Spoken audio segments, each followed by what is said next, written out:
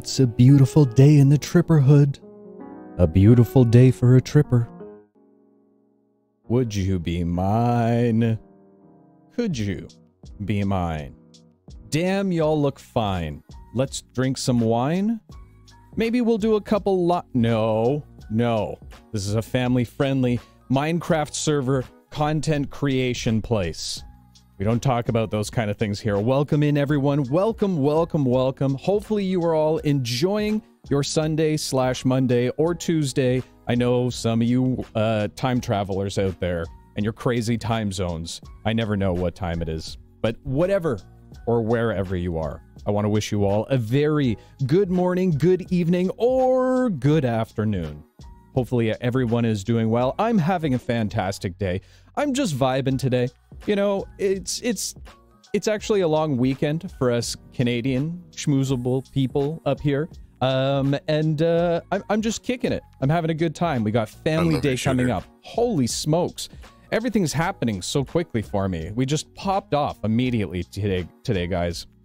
So before we get started, B-Town, I see you there, brother. My brother from another mother, how you doing, buddy? What'd you think of the Super Bowl? I know you're a big sports ball fan, and I'm interested to hear what people's feedback on were that one call at the end of the game, the holding call. Was that bullshit? Was that justified? I don't know. Let me know. Julie Cat for 12 months. Thank you so much for the resub, my friend. Our stream baby has come and gone, so if you've got a name for it, then let us know. Cross the streams dropping the 100 bits. Thank you so much. And the 26 months at tier 3. My God. Paint me That's yellow crazy. and call me banana. I love DM Dave. You have to say that, Raina. We're married. You can't not say, I love you too, boo. Love you too. All right. Going back up in chat for a hot minute. Let's see who's all up in this bitch. Rachel, great to see you as always. Hopefully you're enjoying your day. We got some good stuff happening today. I got some primo, top of the line content ready for you guys. And we've got a goal to set today, and we'll talk about that in a second. Red, great to see you as always, my friend. Hopefully you're doing well. Glad to see you here as always. Same, Naomi, my eternal bestie. How are you doing? This is weird to me. I don't know if you guys can get, so, okay, to break it down for you. I can hear myself in my headphones. I always do that so I can monitor levels and sound and stuff like that. But I feel like there's just like the tiniest bit of lag. Just the tiniest bit. I don't know. Let me know if you can hear it. LV sliding in. Always too good to see you. How's the dice making going? I've been seeing some of the stuff that you've been dropping in Discord, and it's fantastic so far. Chase, good to see you, bud. Hopefully you're doing well. How are you doing this morning? Senhos, great to see you as always. Baba, good to see you here, my friend. Hopefully you're enjoying your Sunday as well. Football needs better rules, lawyers. Fair. Well, here's the kind of thing. So I'm not big on the sports ball. I like the big events. I'm very much a dick rider. Paint me yellow and call me banana. Okay, I love LV too. Okay, that's fair. That's absolutely fair. I like to jump on bandwagons. That's kind of my jam. I love the atmosphere, the excitement behind all of it, right? As opposed to anything else. And based on what I saw, I don't know. I think the ref was kind of justified. Are they called refs? The football rules guys. Those guys. You know, because I was thinking about it. I'm looking at it from the top-down perspective, and I was like, no, that's not really holding. But then I thought about it from the ground level, right? The first-person view. And I thought, maybe. It was a big moment. But then at the same time, I've heard there's, like, massive corruption when it comes to football officials. So, I don't know. Didn't see, TD, welcome in, my friend. Saw, dude. How you doing? Doing good, Eternal Bestie. I'm on vacation for a week, so I'm having a good time. Fantastic. Or do you have any plans for your vacation? Are you going away anywhere? Are you doing anything? I can hear you fine, no lag here. Okay, perfect. As long as it's not affecting you guys. Ever hear about neural disruptor? I mean, I've heard about neural disruptors in certain context. But if you give me a little bit more detail. So, but yes, I have heard of it before.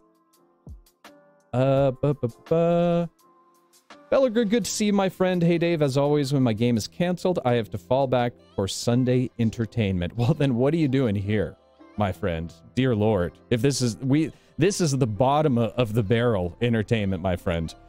You've hit a low point in your life if this is what you're doing. I'm just kidding. It's good to see you, buddy.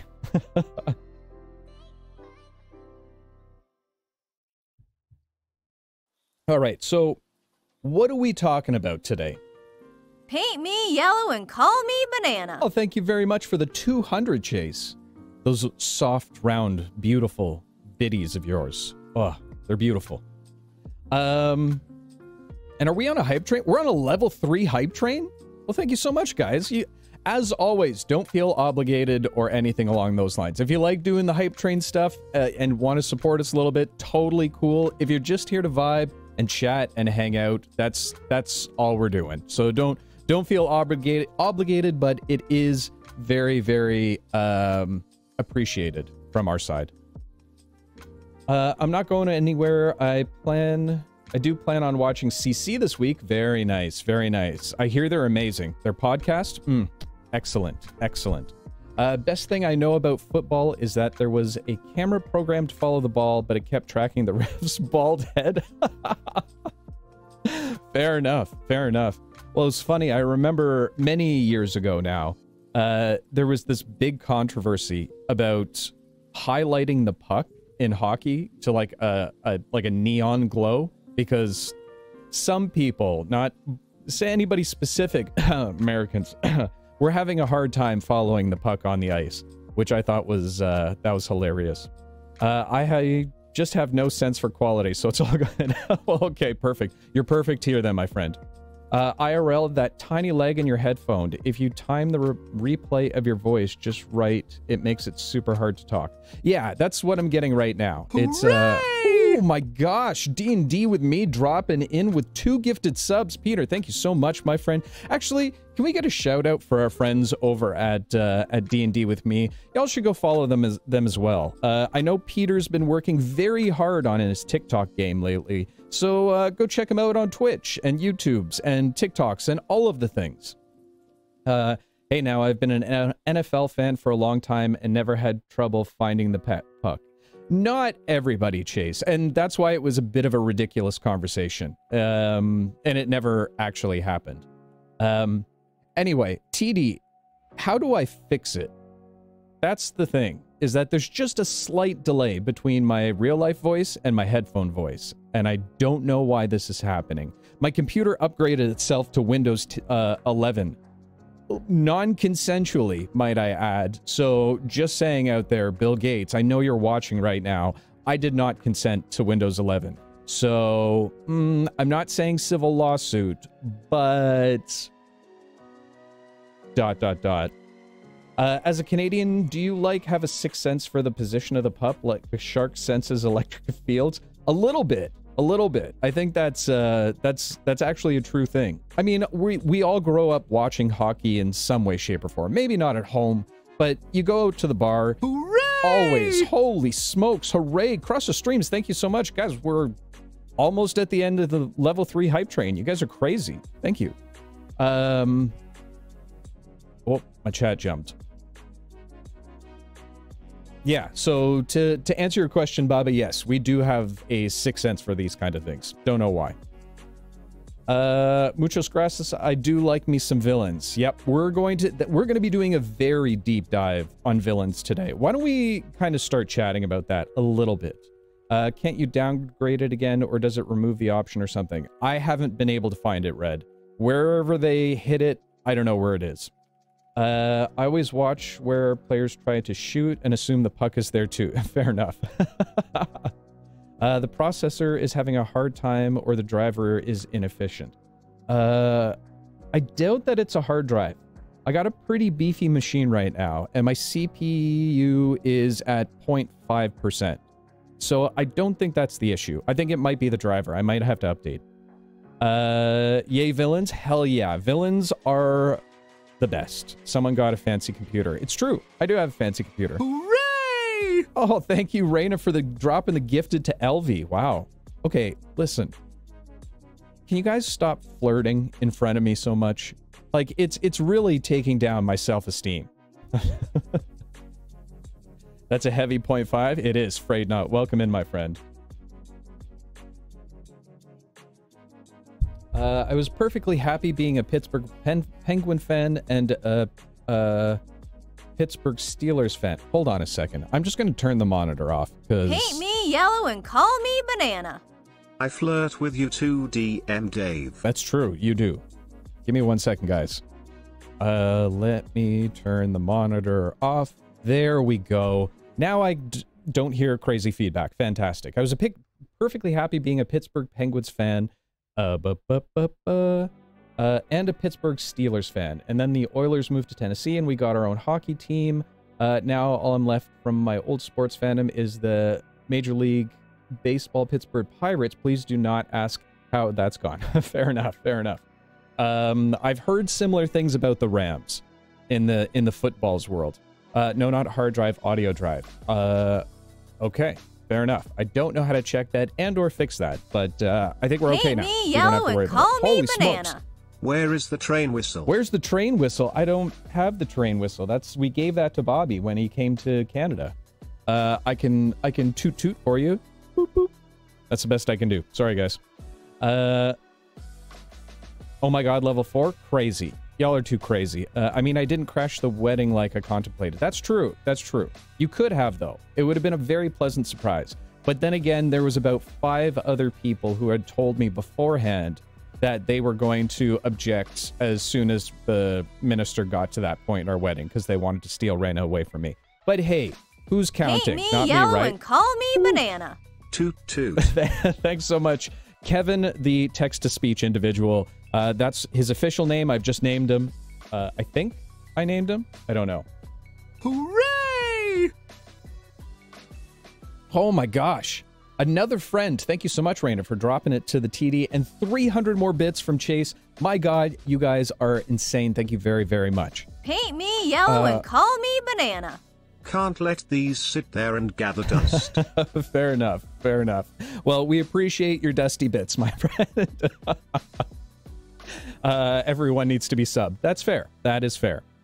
Oh, right. Completely forgot. Did that tech stuff end up being any help? We talked about a little while back on Discord. I think it did. It seems everything seems to be running well now. We're not having so much problem with the internet connectivity, so I think we're pretty good. I think it's pretty good. She's making it rain. Boo. Boo. You guys are meant for each other with these horrible puns. I'm not subbed. Someone give Naomi a sub. No, I'm just kidding. I'm not telling you that. So not everyone needs to be. That's true. That's true. I better invent a time machine so I can object. Dear Lord in heaven. This is just my life. People just flirting with my wife all day long. All right. I caught up with chat. Good for me. I'm only 20 minutes in, so take that, Raina. Let's talk about villains, shall we? Because I think villains... Hooray! Oh, my lord. Chase, you didn't have to do that, but thank you very much for dropping that to Naomi. Can you blame us? No, I can't at all. Just remember how lucky you are. Every single day of my life, LV, I wake up content and happy every single day because of my wife. She is amazing. She is the best. Luckiest guy on the planet, so I don't blame anyone for trying to steal her away from me.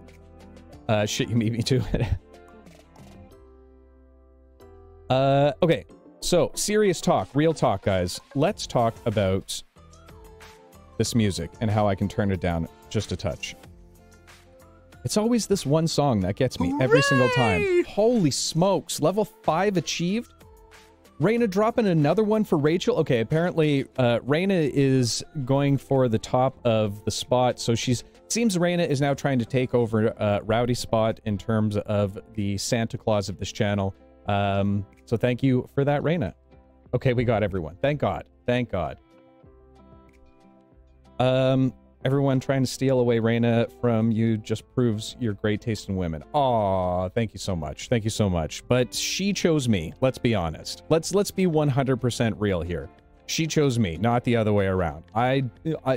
I was shooting way above my weight class on that one, guys.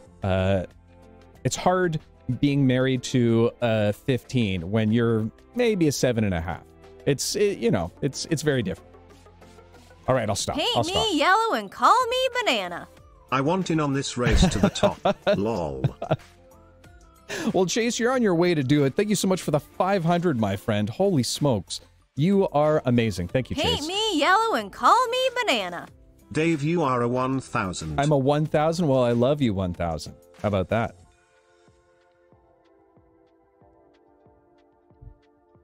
All right, let's talk about villains, okay?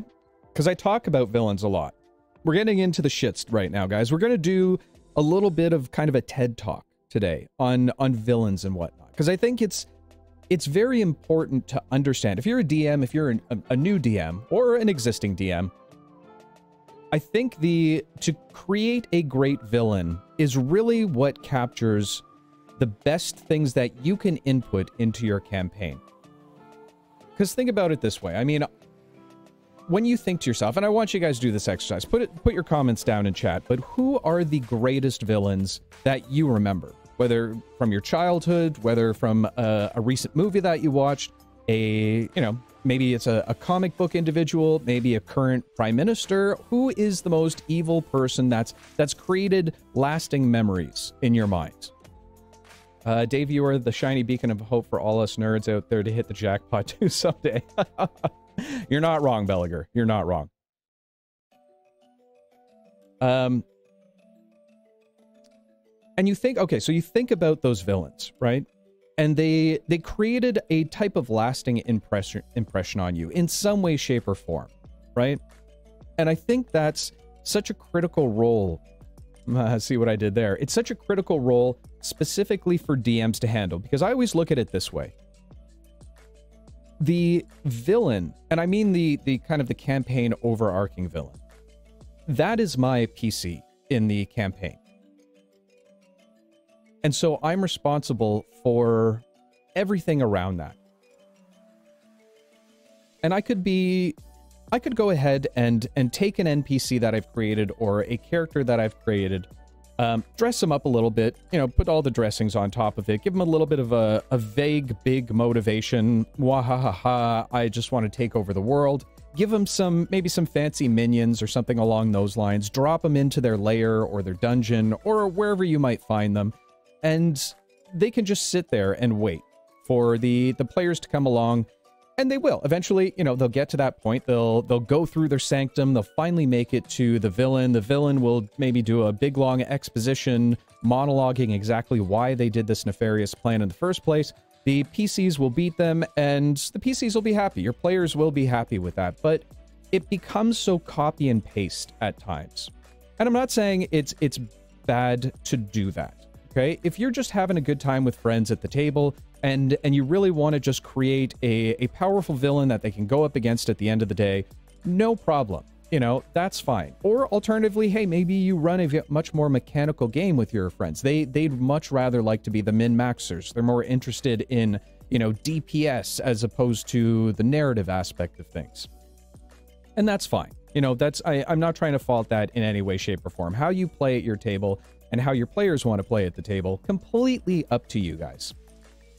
But I find for myself, I consider myself more of a narrative DM. And I mean that in the sense of my decisions are mostly based on how good the story is or how much enjoyment my players get out of it, knowing full well that they're much more interested in the story. They're much more interested in the role play.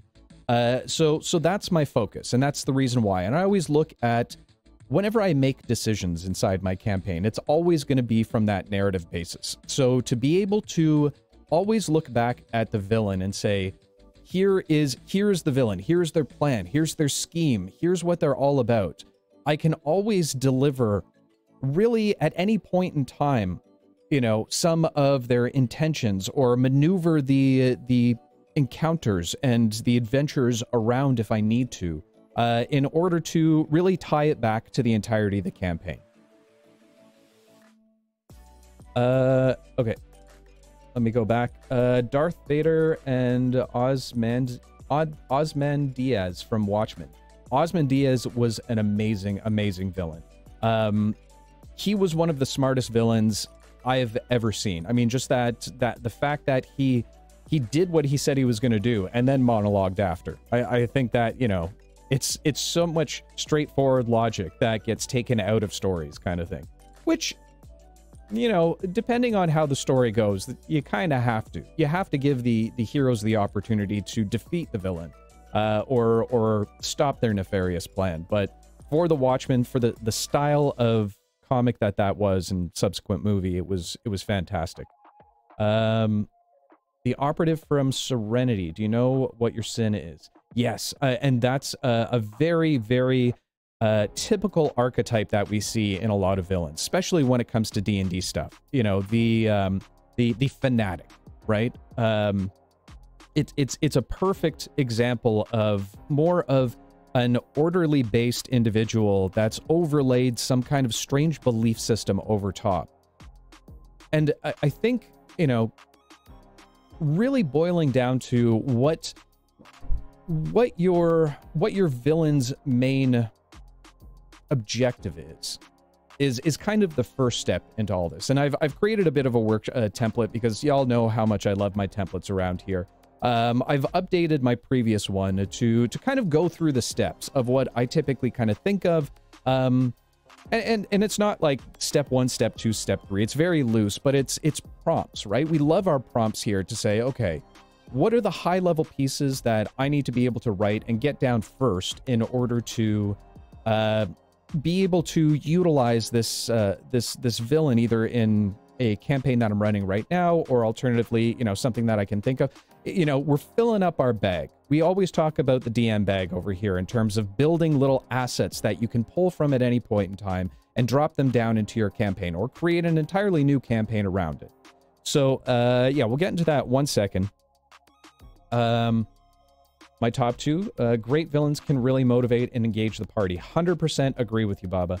I think that you can really draw the emotion out of the players with the villain. It's not just a standard, like you think about it in video games, right? It's a block of code that creates this individual, or I guess in D&D, you know, it's the stat blocks or whatever tabletop role-playing game you're pulling. I mean, that's what it's really based on from a mechanical perspective.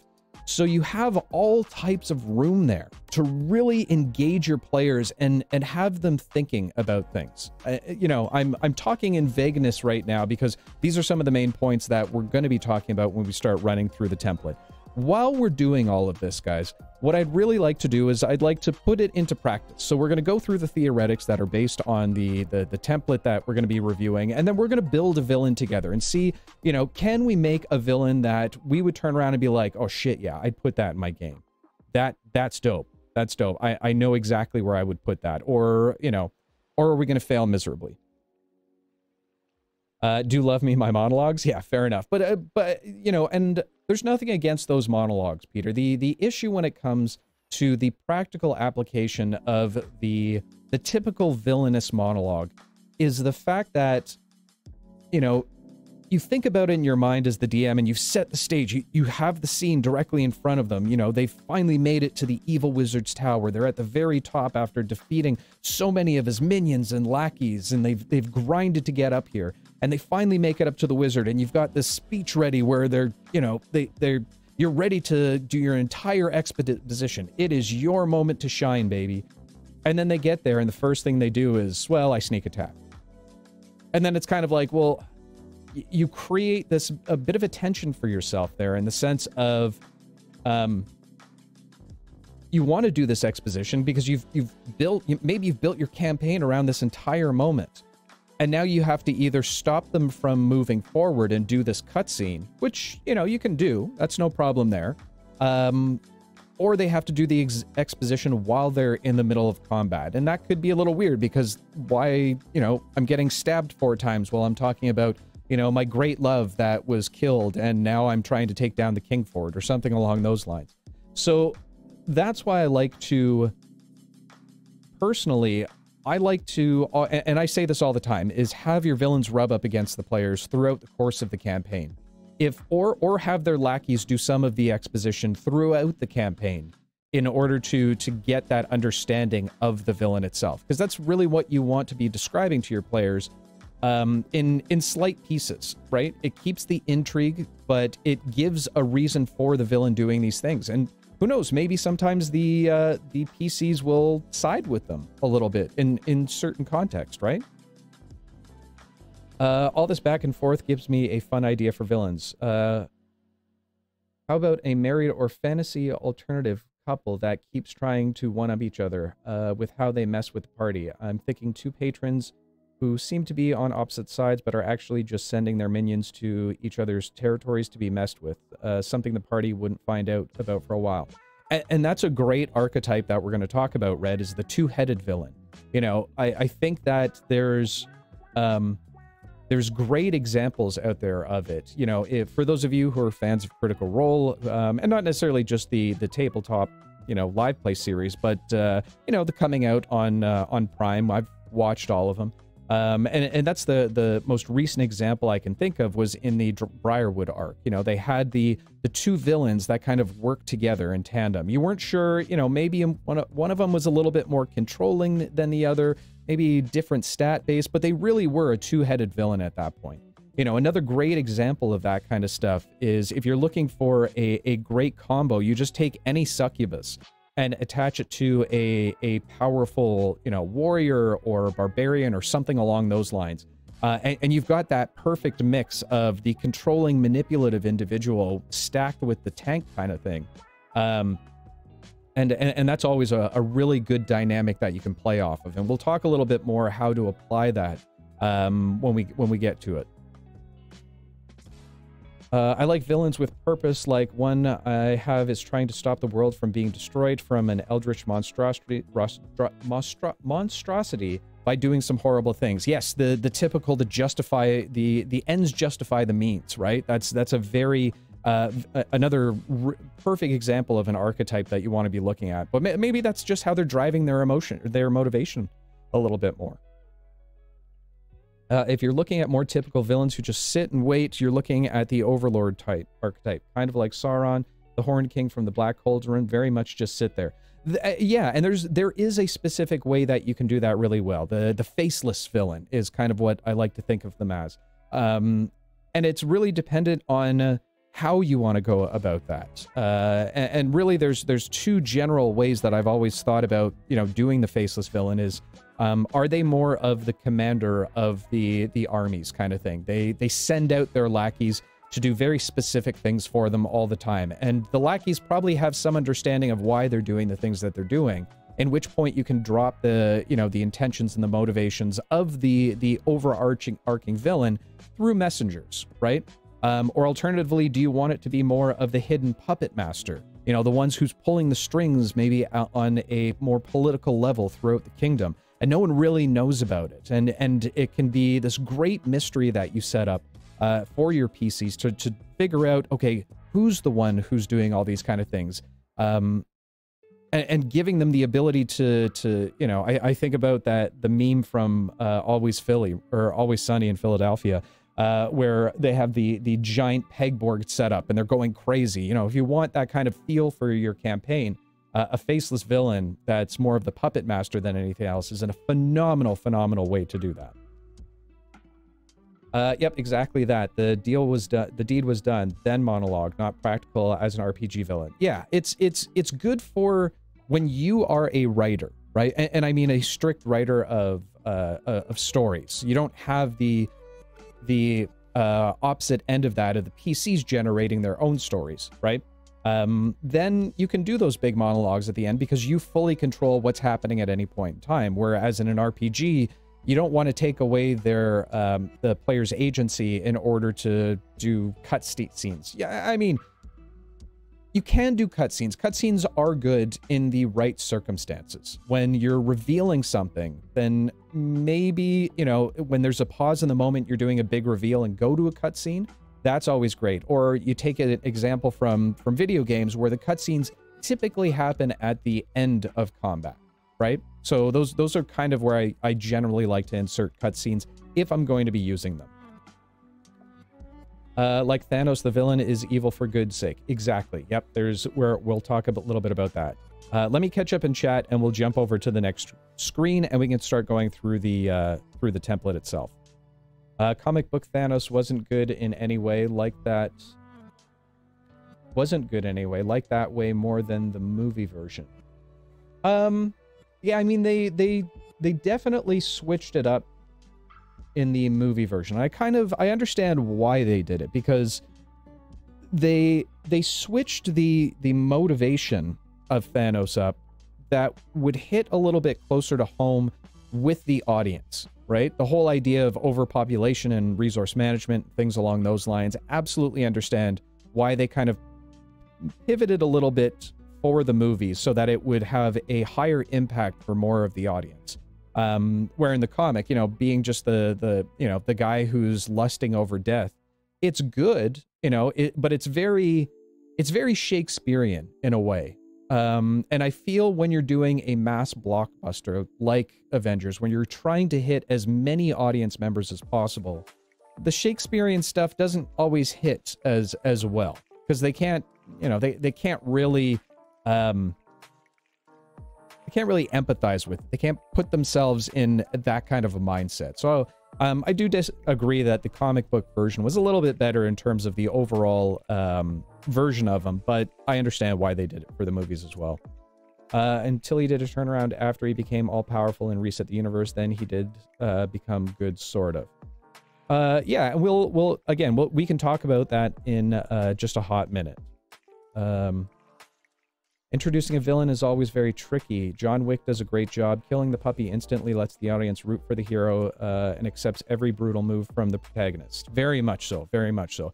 And, if you want to do more of the disturbed type archetype, then that would be a perfect example of that, where there was no real reason behind it other than them just wanting to display power and chaos towards John Wick. They just fucked with the wrong guy. But it was a great premise to kick it off, kind of things. It's always interesting to see the dynamic when a lackey has a little bit more, thinks that they have a little bit more influence and power than they should. And there's really interesting ways to go with that as well. They went back on it in that way, though, pointed out that all Thanos needed was a proper resource distribution and allocation. Yeah. 100% the players will crack jokes or shoot first, depending on the type of game. 100%. Comic book Thanos only wanted to impress Lady Death. Yeah, exactly. That's a villain, in my opinion. Don't give a crap about anyone. Just did what he wanted to do for himself. And that is a very, you can continue to do that kind of archetype with your villain as much as you humanly want. But there are so many others that we're going to walk through today, Red. And again, this is why I'm doing my TED Talk today, guys. We're talking about villains. So let me catch up and we'll get right there. The Peacekeepers and the Sarkanian Empire in Farscape, both enemies of the Mua triad crew. Oh, I don't know that one. Hey, Playmat, welcome in, my friend. How you doing, buddy? Hopefully you're enjoying your Sunday, brother. Villain I'm making for my worlds, one of them at least was originally a great mind of another world experimenting with travel beyond their own. The process turned them mad and chaotically powerful. Now they're doing all the sorts of seemingly random stuff in the world. Main one where the players would be. They're the one who gives my versions of warlocks all their powers, but always.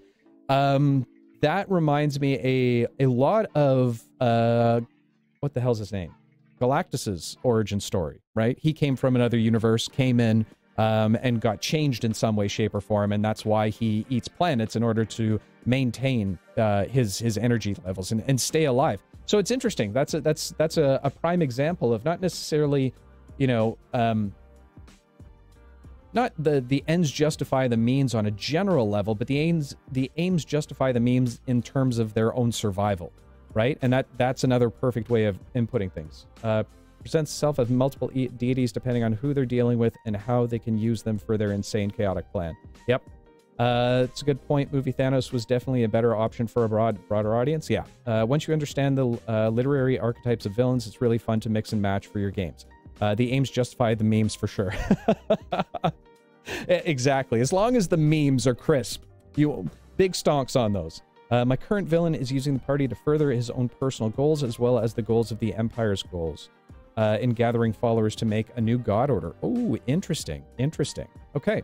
I'm caught up in chat. I've gabbed on enough about this worksheet that I'm talking about. So let's, GF Powers. Hey, buddy, 20 months. Hey, folks, glad to join the wretched hive of scum and villainy for a bit today. Well, good to have you here, brother.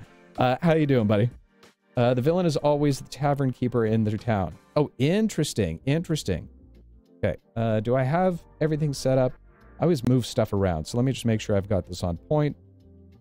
Switch over to here. Chat looks good. That looks good. We are going to go ahead and transition over to that. Okay. So we're back in OneNote today because I've very quickly become a big fan of OneNote in my campaign planning and things along those lines. It's great for everything and great to be able to categorize things, and I think it's free. I don't know, but it's a very powerful tool that I highly recommend if you're looking for something that is a little bit on the freer / cheaper side.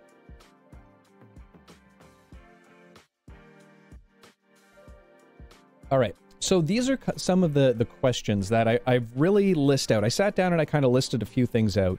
And these are based on things that I've read in the past and just kind of ideas that I've had kicking around my head in terms of how to go about starting to build a villain and where to start it all, right? So we've got a fair amount of questions here, as well as I have some general ideas on how to stat it out based on more of the questions that we're asking here, as opposed to going the other way around and being like, okay, let's stat it out and then give a reason and a justification for it. So now these aren't hard and fast rules, guys. This isn't like definitively how you're supposed to do this. So my whole purpose in all of this is really just to give you some ideas and maybe, you know, a little bit more of a layout or a pathway to determine, you know, how do I make a great villain that's more story narrative based as opposed to what we were talking about earlier. So are we just talking today, or are we making a villain for your world? We are making a villain for my bag, basically, Red. I want to create a villain that, you know, could be part of this campaign, could be part of next campaign. Maybe I do it again for something else, but really just kind of nailing it down. So where I kind of start off in all of this, when I'm thinking about what I want to achieve with this villain, the very first thing I think about is what is the kind of role of this villain in the entire thing? Is this more of a major role, like the end game big bad kind of guy, or is this more of a minor type villain?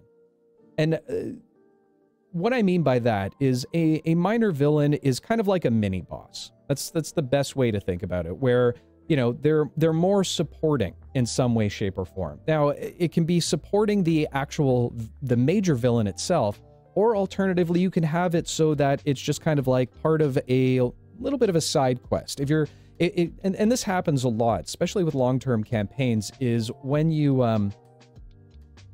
start to get into maybe 8 months in, 12 months in, you know, you might start getting a little bit of burnout. Maybe you've been driving it for so long. You know, that happens to me a lot.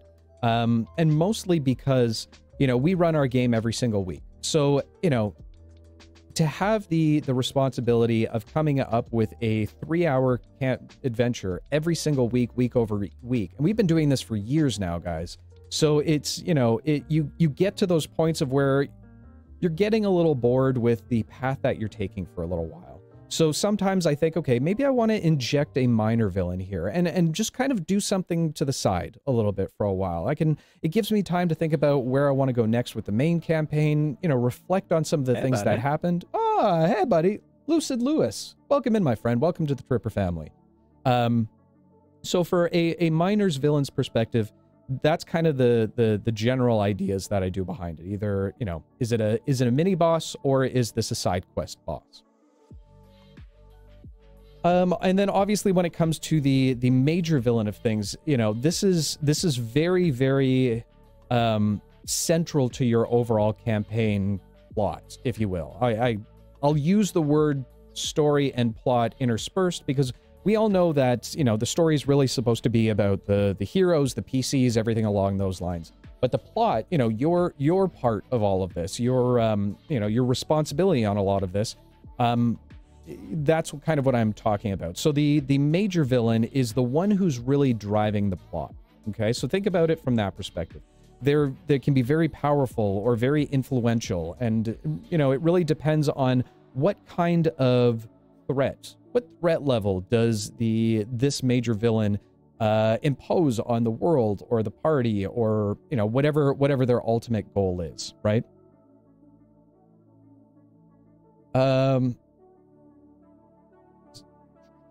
This is a really cool breakdown. Oh, thanks, Matt. Lucid, good to see you. Thank you for the follow once again. How about a minor villain? That's a good one too. That's a good one too. I started working on my own campaign last week. My villain is for now is a necromancer emperor in a faraway land to the south who only will be visible mid-campaign. For the beginning, it will be set in the north in borderland-like area where the ley lines of magic are running havoc, and the group will slowly get the whos and whys over the course of action. The villain manipulates the ley lines to reactivate a portal system to conquer the north. That's a great kind of breakdown of what you got going on there, Belliger. I think you have all the major points that you've kind of set in there. You have your overarching enemy that's kind of fleshed out. I'd be interested to know how you really fleshed out that necromancer, or is it more just along the lines of I wanted to insert a necromancer in here? But the whole concept of dropping hints throughout, you know, it's all based on a plan of action, and how you have your players kind of rub up against it or are exposed to it without necessarily having the villain up front and center right away. I think you're very much on the right line on that one, my friend. A Mine Baron, Jesus. What about a Wine Baron? Ooh, maybe both could have a major villain with minor villain minions. One of them could be secretly working against their master. After the seemingly final battle, it looks like it's over. That's when the minor villain takes the power of the dead major villain and becomes the uber villain. A bit cliche, but it's a good cliche, especially if the players or audience doesn't see it coming. Exactly, and I think that's going to be very much motivated on the motivations of the villain. Like, what are they trying to achieve, right? And we'll talk about that in a second in terms of the difference between what the objective is versus what the motivation is, because I see those as two separate things. I have an idea for a Death Knight whose backstory is a barbarian in a perpetual rage. Ooh, cool. The only way to stop them is to discover the source of it and resolve it. It's the only way to stop them. I just don't know how and when when it's appropriately to introduce them. Were they summoned or have they always been there? I mean, that's really dependent on, you know, what...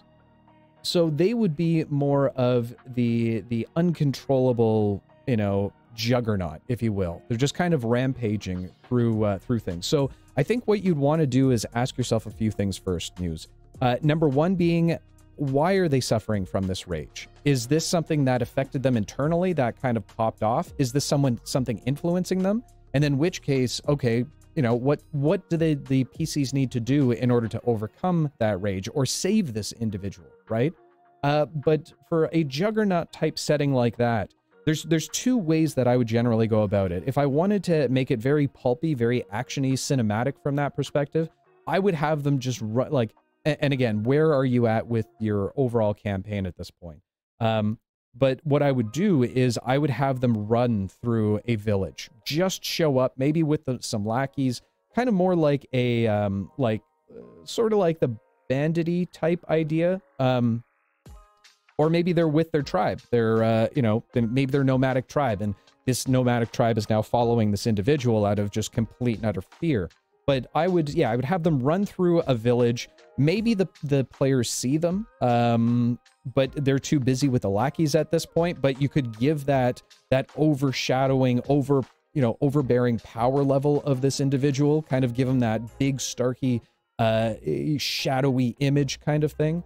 Or alternatively, they're hearing about rumors of this individual that's just ransacking town. So that's generally how the things I would start thinking about before I start introducing them into my campaign. Are they truly the villain? Are they being controlled?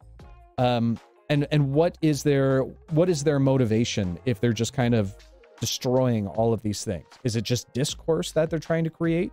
Or are they just a mindless kind of juggernaut, like I had said? Hey, Gabby, good to see you. Thank you so much for the hydrate. I need it. This is going to be a very talky episode.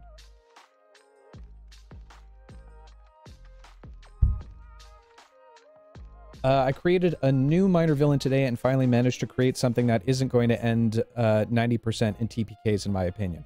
Yeah, we'll talk about how to stat them out a little bit. And generally, it's, to me, it really boils down to, is this going to be a one-shot? And I don't, when I say one-shot, I don't mean it like this, it's just one point in time kind of thing. Like they're only there for that one adventure. They could be, but a very, you know, a very specific role that it might stretch out over one or two adventures, but generally they're not going to be around for a long time. So, you know, how are they one shot or are they reoccurring? In which case I kind of look at it from a CR perspective by saying, okay, if it's a one shot, I'll do the party's level plus maybe one or two, dependent on if there's going to be any minions or lackeys that are going to be involved in the combat situation, or something else that they have to deal with. If it's going to be just them versus the one villain, then I'll boost that up to, like, you know, 4, sometimes even 5 of the party's level, depending on where they are in terms of levels.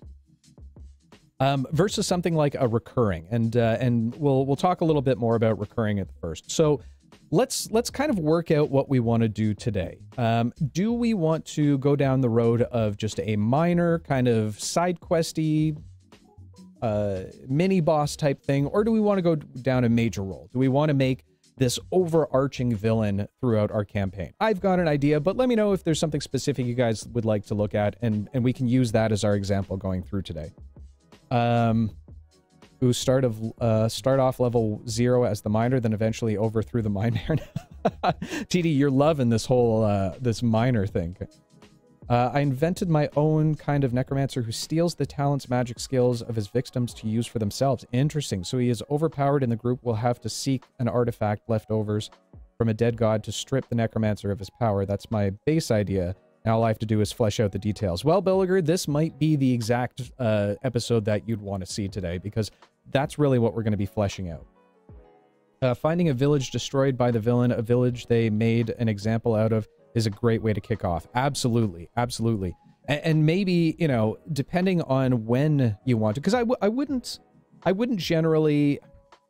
Let me take a step back for a second. So when I come to thinking about the progression of a campaign, I always looking at it from the perspective of levels 1 to 3 is the interlude, or the prelude of the overarching campaign.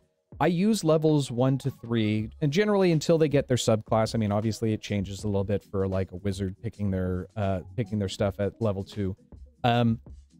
I like to think of it as levels 1 to 3 is my time to build the trust between the party, to have it so that when they do hit their subclass, that they have a reason to stay together in the first place. And sometimes it works out, sometimes it doesn't. It all depends on what you want to do.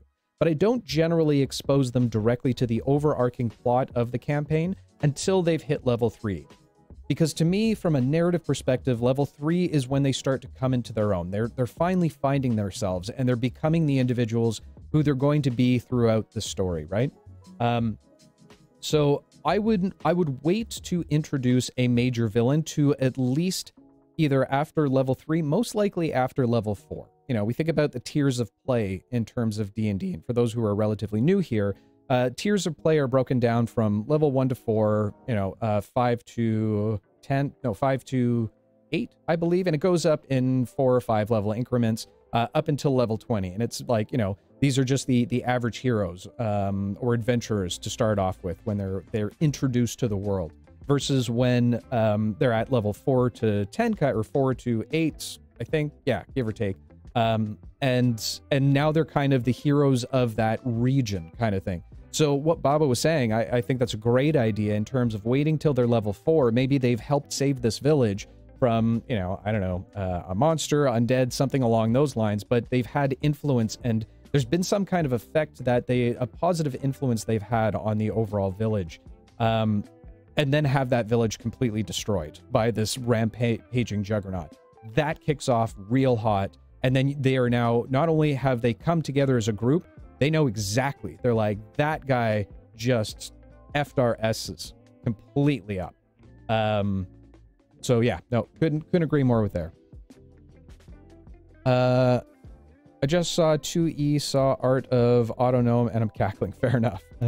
Perhaps they were a hero of the past generation possessed by raging powers after defeating the generation's BBEG.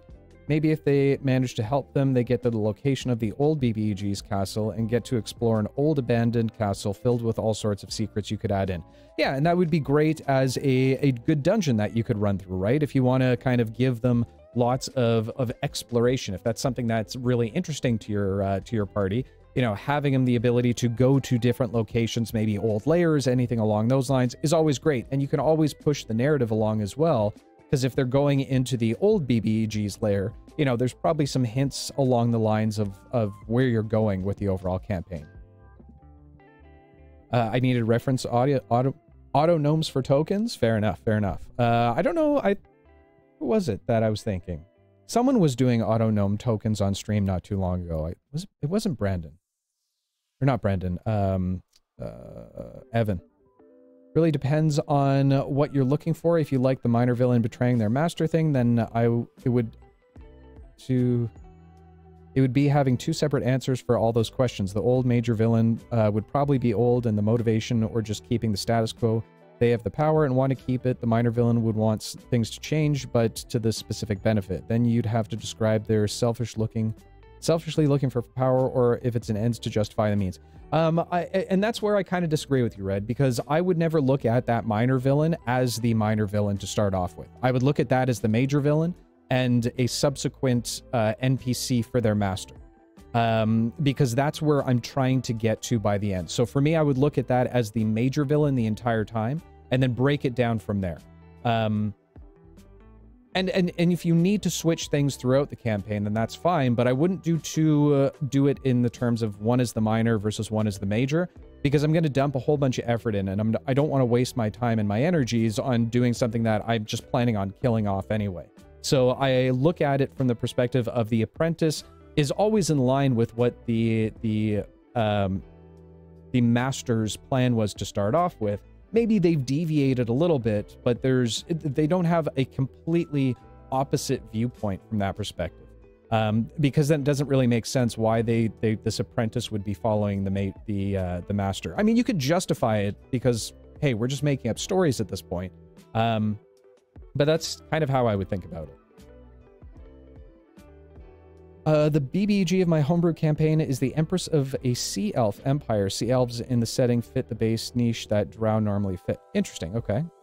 Who has long seen the sunken continent as part of their territory and the habitats of the interlopers. As such, she is pitting basically the continent's two superpowers against one another to distract people while she prepares to destroy the magic dome that is protecting them. Ooh. A little puppet master. I love it. I absolutely love it. So when do you think, Rachel, that you're going to be introducing them to the party? Just out of curiosity. By that way, I always wonder why in English you don't spell out the G in gnome. Why then not write it as gnome? In German, we spell it gnome. The G is like great. So it's gnome? Is that how you say it? Interesting. I like doing it in between levels 3 and 4. Having the PCs face off against the villain is just threatening the local village and defeating them, only to find out that the person is just a minor pawn in a mysterious figure's plan. Yeah, exactly. It's a CR6 monster which shapeshifts into a small girl that only comes out at night. It walks through the forest singing, and if you enter a 30-foot radius, you become frightened, but stop singing in a fight. If a fight starts, which removes the frightening effect, you can hear it from 120 feet away. The singing gets quieter the closer it gets. Tries to convince people that it is an actual girl and follows them home. Oof.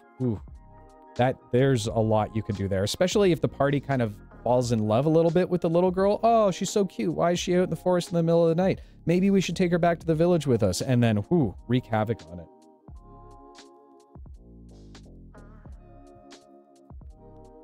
Perhaps both. Maybe the motivation is grabbing the power to help a specific person.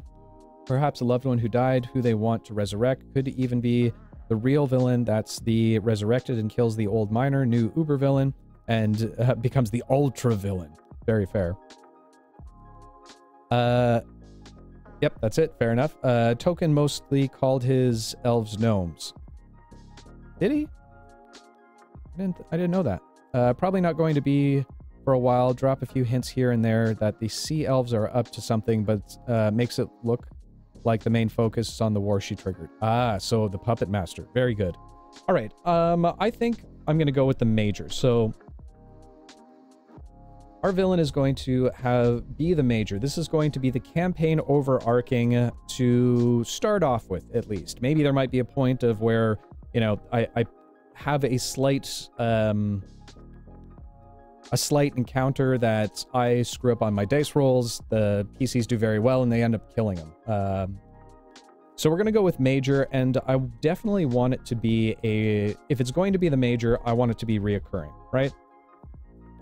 So I know based on that I'm probably going to be leveling up my villain as I go along. And it really depends, again, on when I want to insert them and what kind of exposure they're going to have to the party. But for a major, I'm going to say, okay, as I'm going through the campaign, as they achieve their goals, I might be leveling the villain up as well. Because again, this is my character. I might actually have a character sheet for this. And based on their successes, then they get the XP and they level up a little bit versus the overall players. It all depends on how I want to do it. But generally, I start them off with about 2 levels ahead of the overall party. Now, a couple other side points from a mechanical perspective or a stat-based system is that I make sure that all villains have an intelligence of at least 10. If it's going to be a plot-driven villain, then I want to make sure that they're smart enough in order to be able to think through these plots and understand what they're doing. If that's what I want to do with it. You know, if I'm making it just a giant monster that's roaming through the countryside, I don't need to have all of this information laid out if I'm just going to throw a Tarrasque at them at the end of the day. That doesn't really matter to me. I might, you know, I would probably stat out the individual that summoned forth the Tarrasque or something along those lines. But again, if I'm going to have kind of that overarching villain, then I want to make sure that they have at least an intelligence of 10 to start off with. At this point, I'll start thinking about, okay, where do I want to insert them? And again, I generally either start at level 4 plus, right? And that's going to be dependent on how I want to introduce them to my characters or to my PCs. If I'm going to do that big, broody Death Knight type individual, then I might do it a little bit later because they'll probably want to fight that individual. And I'll try and make it so that they're fighting against the minions and the lackeys, but they might overcome, they might go after the big bad. So I'd probably do that at around level 5 or 6 because that's, you know, that's probably a very powerful individual. I mean, Death Knights are already pretty beefy guys. A rampaging barbarian version, you're getting high up there in the levels and you could potentially TPK your party right then and there. So you got to be careful with that. So, but going under the formula that we're working through, I know that they're going to probably be level 6 when I would consider introducing them to the party, which isn't too bad. I mean, you're not TPKing the party at that point. You're making it definitely a challenge for them. But realistically, there's not that big of a level gap at that point in time. So I know that I can at least put the villain up against them, and if I need to have them retreat for any reason, or the players are going to retreat, there's a reason for it, and they have the ability to do so from more of a mechanical perspective. I'm making a series of each Spelljammer playable race. Each race has 12 tokens for each race. Oh, very cool. I wasn't a big fan of the Spelljammer stuff that they put out. Just my opinion, but the book itself seemed a little lazy to me. I like using the middle or minor villain being something meaningful to the major villain, a lover, brother, etc., and that interaction. Destruction of the minor incurs the wrath of the major. Yeah, exactly. So this is, and we'll get into that in a second. Gnomes are based on the small fairy creatures in Germanic myth where you put out a bowl of milk to appease them, so they help with the little things in everyday life, like repairing clothes, spinning wool, etc. If you ignore them, bad things happen, dishes break, cows give sour milk, etc. Oh, interesting. Who were the ones, and I'm kind of failing on my folklore at this point in time, but who are the ones that stole the children and replaced them? Second edition Spelljammer was great. Absolutely. That, I was a big fan of second edition. I've been going back through a lot of the editions lately and just starting to pull some of the wealth of knowledge and information from those as well. But like stuff like the Dead Gods, that was phenomenal. Absolutely phenomenal. Crimson, how you doing, buddy? Hope you're having a lovely, lovely day. We're talking about villains. We're going through a little bit of a template. The changeling depends on the lore of the world. So this is real life. Real life. It was Celtic, I believe. Pretty sure changelings stole children and replaced them with changeling bebe. Was it? I don't know. I don't think it was changelings. Because again, I'm thinking about the actual Celtic folklore. And I don't remember what it was. Was it? I can't remember if it was elves or fairies or just the fae in general. Kobolds and the swapped out children were the changelings. Oh, interesting. Okay. Usually fae or fairies, sometimes specifically hags. Hags, definitely. Yeah. IRL, it was fairies, I think. Okay, so yeah, I'm pretty sure it was fairies. Yeah, changelings are the babies they replaced. It was fairies. Cool, cool. You have the internet in front of you. Look it up. Yeah, no, that's fair. Well, I mean, it's listen. This isn't. I'd rather have conversations, my friend. We don't need to Google everything. It's one of the worst things of our generation. Best and worst tools, you know. You can. I miss the days where I'm sitting around and having debates over what something is with people, as opposed to we'll just be like, oh, just Google it. Kobolds are one kind of fairies. Oh, interesting. So kobolds are actually part of historical folklore? I had no idea. Hey, Mr. Dave, villains are fun. I was wondering if you've seen the movie Jackie Brown many, many years ago. But what are you thinking about? The villain from it? Fairies especially took boys according to folklore. Well, you know, boys are replaceable sometimes. That's where all the stories come from, that the kids should stay away from the stone circles and music from the first. Lots of stories like that vary in detail where you were hearing them from. Who's I listening to? There's a podcast that I listen to all the time that's fantastic. I think it's called Lore by Aaron Mankey. He does he does myths and legends and stuff, and it's a great podcast to throw on if you're going for a walk or something, because he goes through like historical mythology and folklore and gives very specific examples of things. I think my personal favorite stories that he told are about Wukong and Chinese folklore, the Monkey King. There's great medieval art of the devil stealing a baby and replacing the changeling baby. Ah, interesting. Kobolds are heckin' old folklore. Really? I'm surprised I've never heard of them before. Yep, almost every single monster in D&D has its roots in the myth from somewhere in the world. That makes sense. Changeling was how they explained kids who were problematic. In actuality, the kids were probably neurodivergent. Ooh, that got real. Because then you think about it and it's like, okay, well, if they actually thought that, did they just take the kids and go drop them into a forest somewhere? And they're like, well, I'll get my baby back or this one dies. Either way, my problem's solved. Man, medieval times were vicious. I'm trying to draw an autonome clown. It's horrible in the best way. That would be pretty cool, taking like the insane clown posse and like turning them into more constructy things and throw a little bit of like a gestury type feel on it. I love that idea. I believe the term kobold was Old Dutch or German translation for goblin. Interesting. That makes so much more sense now. Okay, that makes a ton more sense. Yeah, kobolds were from German folklore. They were generally helpful, but also enjoyed hiding tools from people. Ooh, kind of like cobblers, the cobbler elves kind of thing. More than that, it was explained physical deformations and unable to be supported. They were often abandoned. Crazy, crazy times back then. Crazy times. Okay, so let's get back to our template. So I'm doing my major villain, and I want to have it so that they come out in level 4. And I'm going to keep that in the back of my mind while I'm going through the other pieces. I usually jump back and forth with some of these questions in this layout to really try and work out exactly what I want to do with all of this and how I'm going to apply it within a campaign.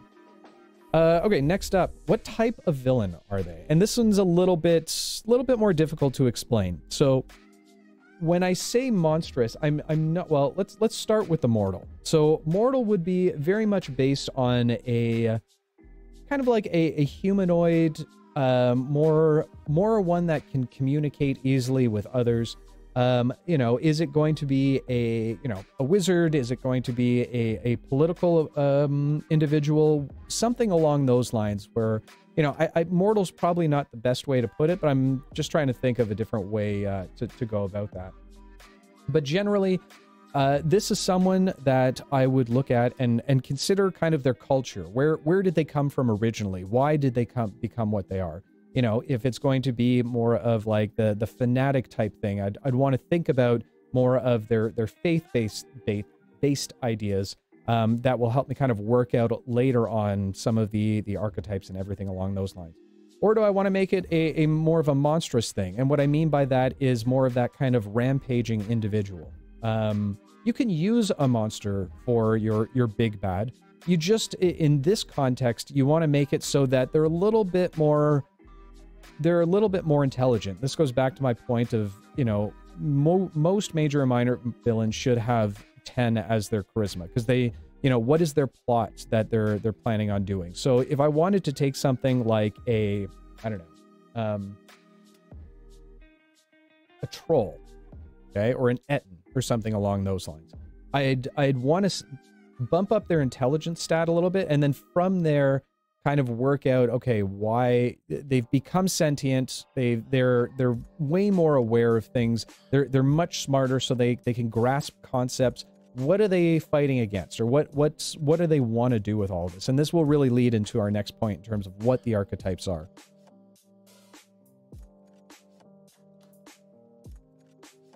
Also, the women cheating on their husbands and their kids having hair color for the biological father was blamed on changelings, not the questionable morals. That makes sense. Half the tokens are versions made in NES style, and other half are painted painterly style. I don't know what painterly style is, Gabby. But cool. I love the 16-bit view. It's always a good one for me.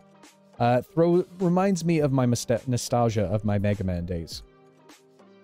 I know it's not completely what we're talking about, but I just wanted to say I love the book's concept you used for the story. Oh, thank you very much. Yeah, no, that's I kind of used that based on I really didn't know what I wanted to do with this campaign when I started it off. I had some of the points down, but I really wanted to, because cityscape campaigns are a little bit more difficult, because I find it's just naturally can be a little bit more sandboxy, so I didn't want to define anything. But once we started talking about the books and I talked to Dag a little bit more about it, I thought this is an interesting thing that we can do. And subsequently, you know, it's, you know, if you haven't noticed yet, it could lend very easily over to campaign 3. So, you know, there could be a connection there. In the Netherlands, we have stories about creatures called kobuters, who are the size of fairies, but look like little dwarves with little pointy hats. They lived in mushrooms houses and are generally good, except for the German stories, probably, where they most likely eat a bunch of kids. Damn Grimm brothers making everything into nightmarish creatures. Yeah, I can see that. I can see that. David the Gnome, David Kabuter. Is that what I should change my profile name to, LV? Hoi Lepa, welcome in, my friend. Good to see you. Oh yeah, or Kabuter Plop. Remember that one? Oh no, not Plop. Alright, you guys are going off on something, and I hope you're having fun. In German, we call the kobolds of the sea Klabaturman. Klabaturman. Yes, that's where the name comes from. Oh, interesting. Okay. Are you familiar with red caps from Pathfinder? They're straight from what you're mentioning with the kabooters. Oh yeah, I know about the red caps. Red caps are in D&D now too, though. Pretty sure they're in 5th edition. I just don't know if they call them that. Oh, German folklore. I am German. Fair enough. Yeah, sort of. Those are much larger, but the hats are the same kind of. Ah, Interesting. Okay. Okay, so I want to make my... I would like to... What do I want to do for my villain here? Do I want to make it more of a kind of tanky, more power-based type thing? Or do I want to make it more of a maniacal, conniving?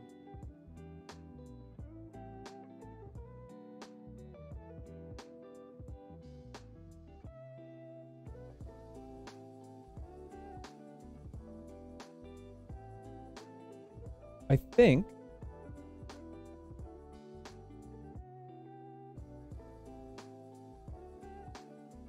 I've also become obsessed with the trope of quest givers eventually or from the first mission betraying the party. Always a good twist. I have a theory with the proliferation of pointed caps with many fairies, but it was a reference to mushrooms. So some kill you while some spirit you away for a while. You trip. Oh, I see what you're saying there. Huh. That's very insightful, to be honest. They like to dip their hats in the blood of their victims, and they definitely like to snack on youngsters. Well, okay. Best way to do it through a middleman hiring the party. Good point. Okay. I'm going to make it mortal.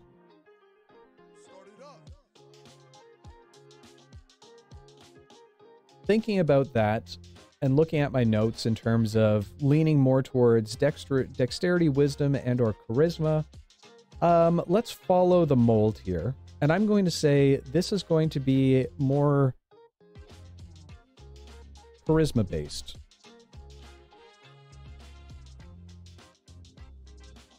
They are going to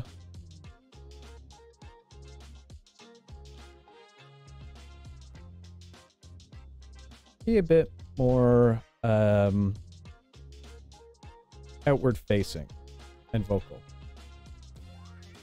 So they're definitely not going to be hiding the fact. This isn't going to be the puppet master I was talking about or the faceless individual. This is definitely going to be more of an in-your-face individual. Personally, I love the story of Rubzala, a righteous, neutral mountain spirit who demanded offering in form of 3 carrots. Interesting. One too many or one too less, and he will let an avalanche fall on you. One too many, one too less, he'll let an avalanche fall on you. Oh boy. That sounds like red caps. Charisma, cultist, villain, anyone? It could be. It could be. We could make a general fanatic. Okay. So these 3 points, generally, I don't spend a lot of time thinking about it. I kind of whip through those, and then if I have to go back and kind of readjust when I'm looking through things, I might do it then, but for most part, I just kind of pick and choose. Now we're getting to the archetype section, which is probably the most important in terms of the overall decisions you want to make, because this is really going to help define a little bit more about the type of campaign that you're going to be running. So along with the, if I've already talked to my players or I know a little bit more about my players, I can easily kind of work out what type of campaign they want to do. Do they want to do a horror campaign? Do they want to do more of that pulpy kind of thing? And that will help me make a decision on the archetypes of the villain itself. So when it comes to, and these are kind of the ones that I've laid out in terms of the archetypes. So let's walk through those quickly. So the disturbed ones are generally, very wicked, very twisted individual. They have repulsive traits to them, right? They're essentially, they don't have many redeeming qualities, and it's very clear to the adventurers why they're evil. Moving beyond that, and a prime example of that in terms of the disturbed of what I kind of always fall back on is like the Joker. The Joker is the perfect example of the disturbed individual. There's really no redeeming qualities about him at all. And he just wants to kill and cause chaos.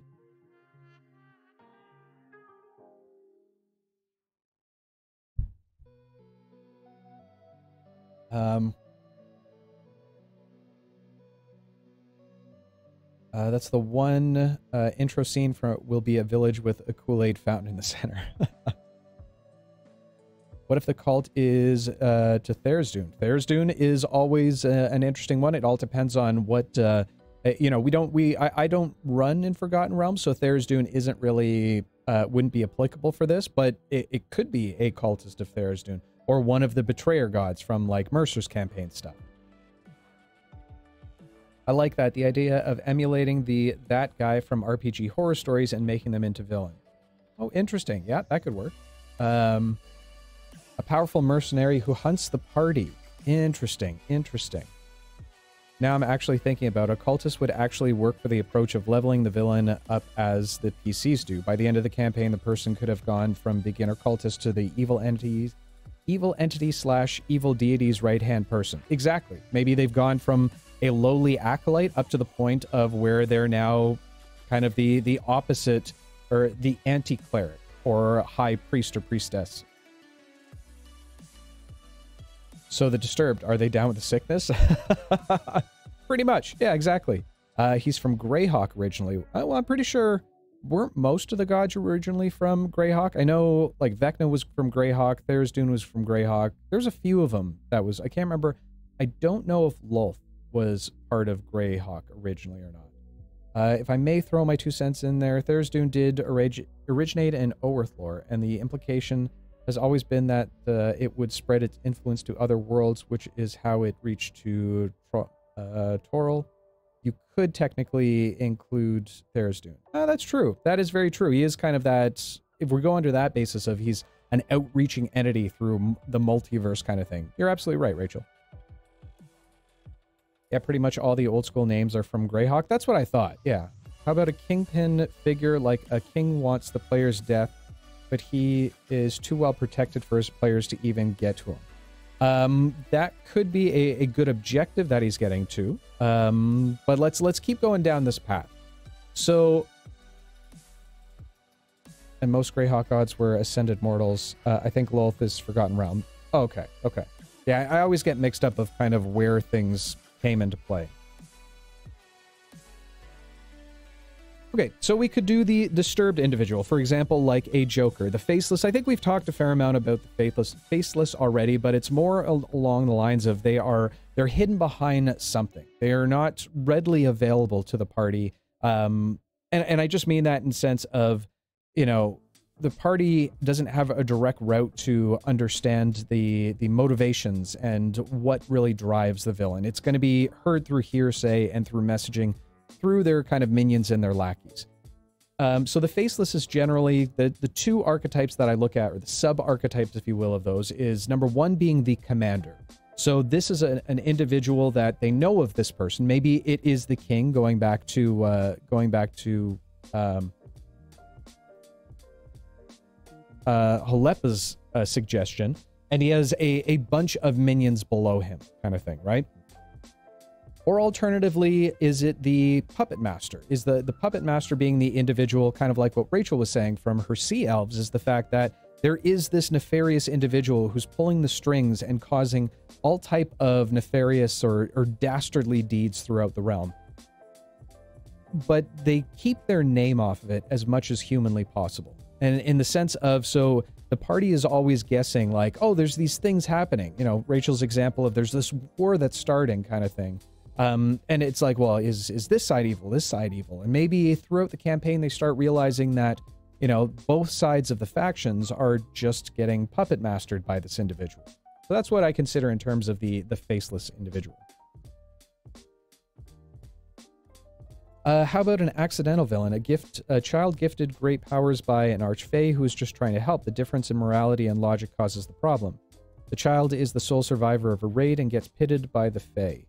They bestow the power on them to protect themselves, but don't understand that a child can't handle the responsibility of that much power. Would be much more interesting than the whole it's a bad guy, kill it approach. No one want to kill a kid, so they want to help them. But how is the question? Yeah, I mean, that kind of goes into a little bit more of the next category, which is the non-evil. And these are individuals that, you know, aren't necessarily have a very distinct evil alignment. Okay, this would be the individuals of, you know, the rights or the ends justify the means. They're more righteous in their own viewpoints and their own beliefs. You know, this could be, for example, maybe you have a knighthood of paladins, right? They focus on life or light or something along those lines, right? And they see something like capital punishment or execution as a terrible, terrible thing. They see it just as bad as the crime that was committed. So maybe they're going around and they're just wiping out executioners left, right, and center, and the judges that are willing to put down the capital judgment. Are they evil necessarily? Are they evil aligned? I mean, they're trying to stop people from being killed for their actions that they've done, but at the same time, they're also going out and, you know, killing the individuals who are doing the killing. Not necessarily evil defined by what we mean as evil, but still villainous in its own sake.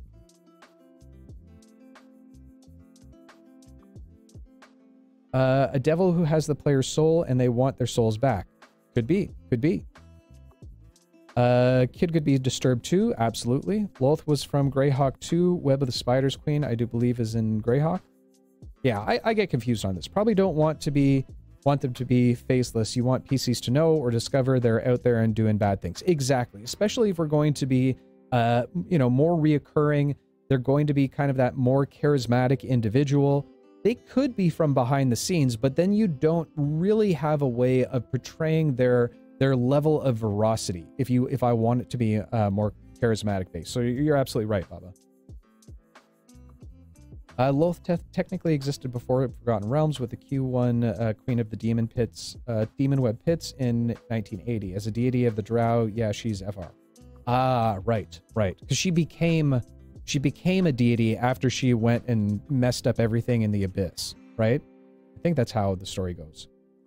I mean, obviously you don't have to. It wouldn't fit your world. I just want to give my input on how Tharizdun could be justified.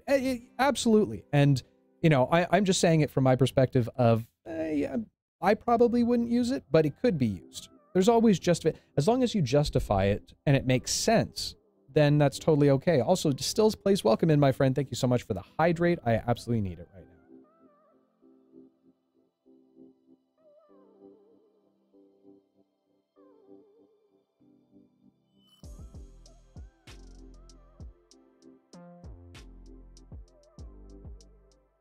Okay.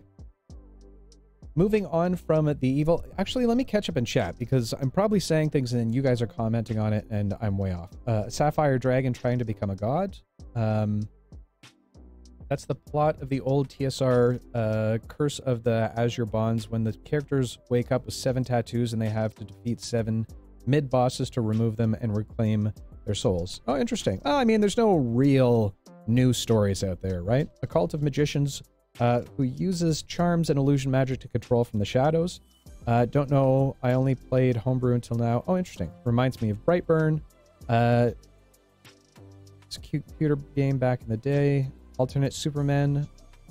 But I think it's a different Krypton and lands in abusive family household.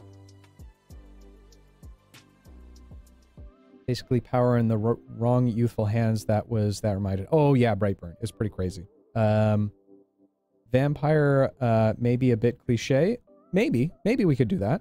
Loth was always a deity. Oh, was she? Oh, I didn't know that. Right. Last thing you want is for players to get the final fight and go, who is this guy again? Exactly. That's not the point of creating a memorable villain, right?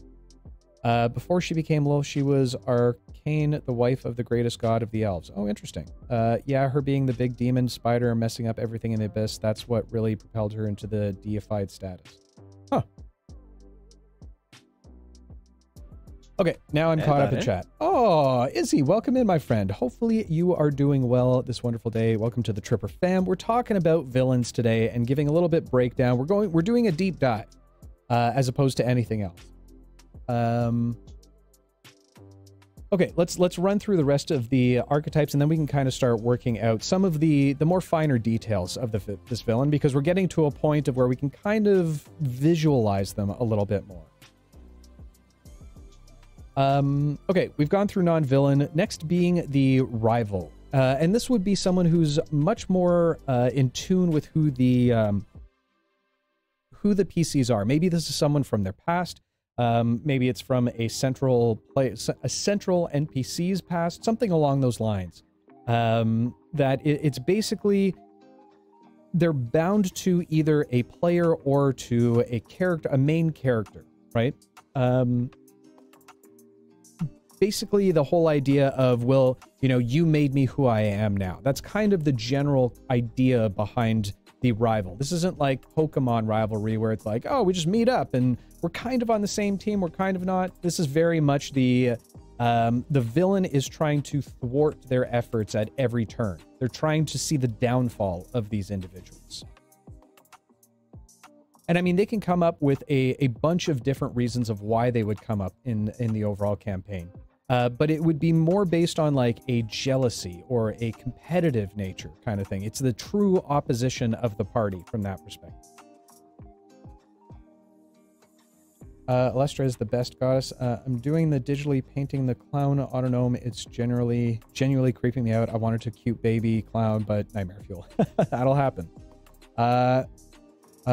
Maybe we do something wrong if we think about the charisma like the Godzilla in the city. Not sure I understand what you mean there. Sorry for throwing out ideas, but another plot hook. The party finds a wrecked carriage with the driver dead. Following the tracks to a river, they find a crying assassin with a dagger above a baby. Interesting villain who could become an ally right off the bat. Absolutely. And that's a great idea for kind of one of those... well, I mean, is it really a villain at that point? You know, it could have been a villain, but it's not a central point of the PC story at all. It's a great idea. But I don't know if that necessarily applies to what we're doing right now, but good ideas.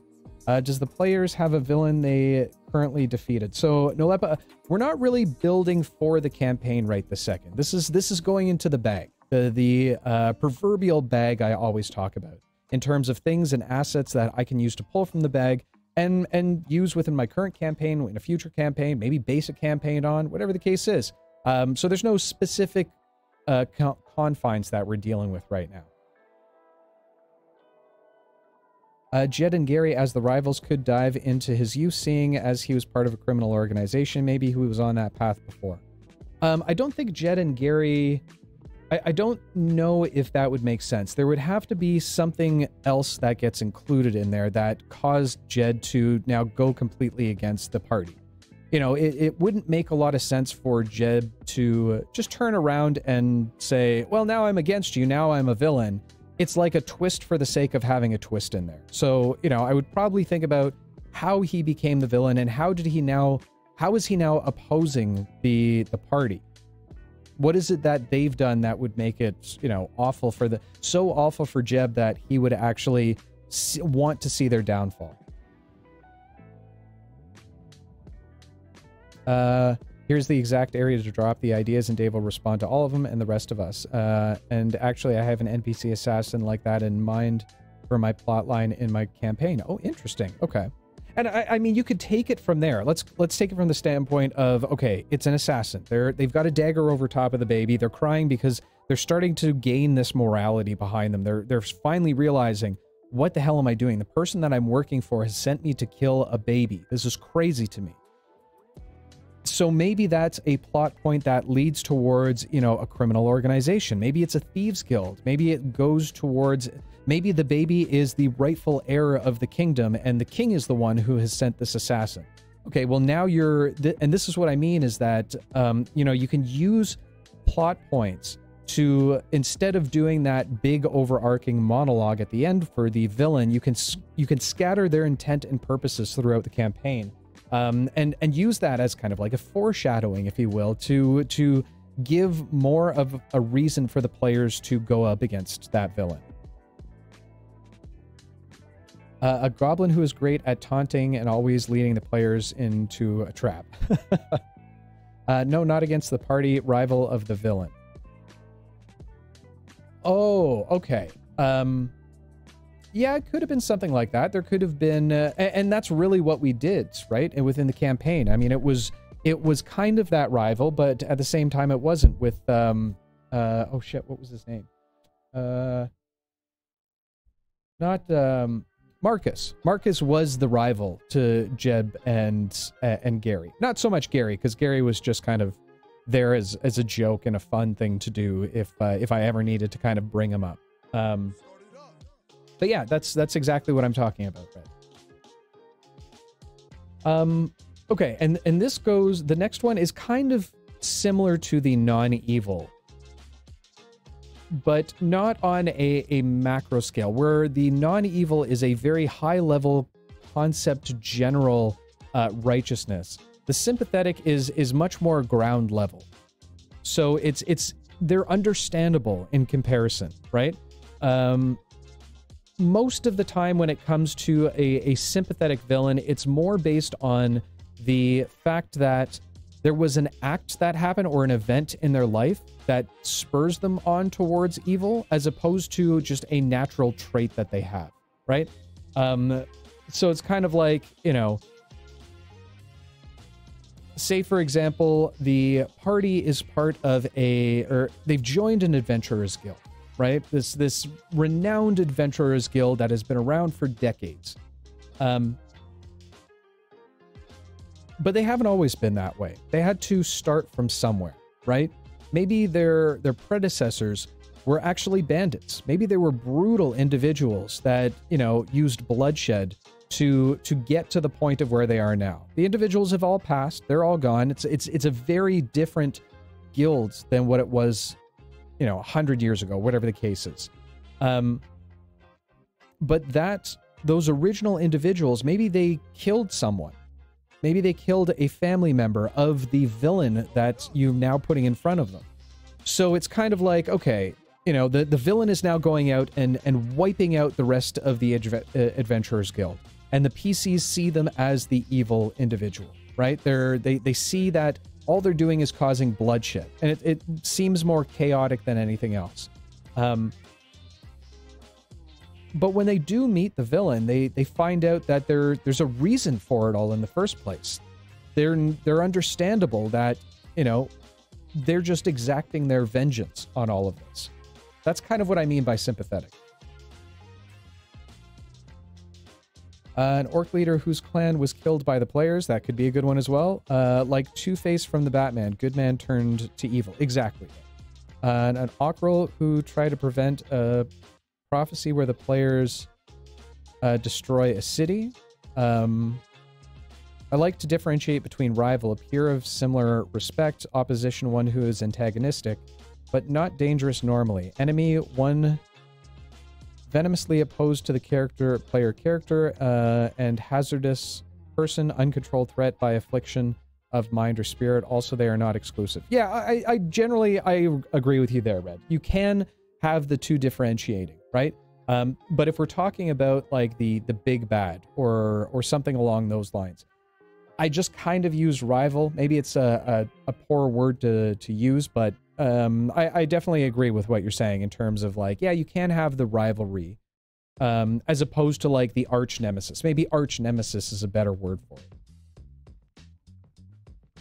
Well, maybe if one of the players want to play a non-evil stealthy character, I can write this reluctant killer into the backstory and introduce it to the party in that way. Forced to kill someone but didn't go through the deed, and now we'll have to fight the one giving the order. That's a great backstory for a character if they're looking for a little bit of help on it. So the head of the trading company that was doing horrible stuff because the guy saw the outer god heading this way and is trying to stop it or kill it, that is sympathetic a bit. The head of the company that is doing something horrible because the guy saw the outer god heading this way and is trying to stop it or kill it. Yeah, that could be kind of like a sympathetic. I mean, that could also be non-evil, depending on how you want to play it. But yeah, they both kind of have this, and this is what I mean, is that one is a much more general level kind of thing, where one has a very specific kind of viewpoint of what they're trying to obtain. I don't really have a big bad for a campaign I'm planning right now. So then how are you, and that's interesting to me. and I talk to people about this all the time. You know, Faye and I have talked about this kind of stuff at length.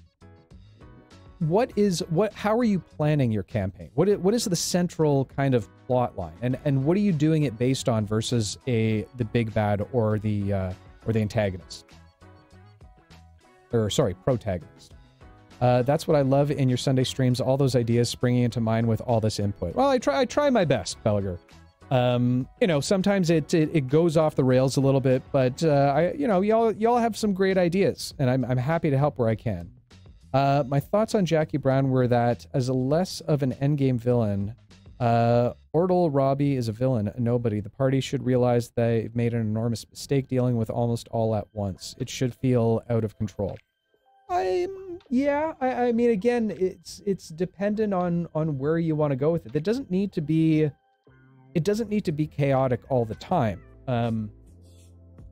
The plot, you want it to feel chaotic, but at least have it orderly in your own mind, where it could be a spider web kind of thing. Again, I go back to the meme of Always Sunny in Philadelphia, where he's got all these crazy plot hooks everywhere.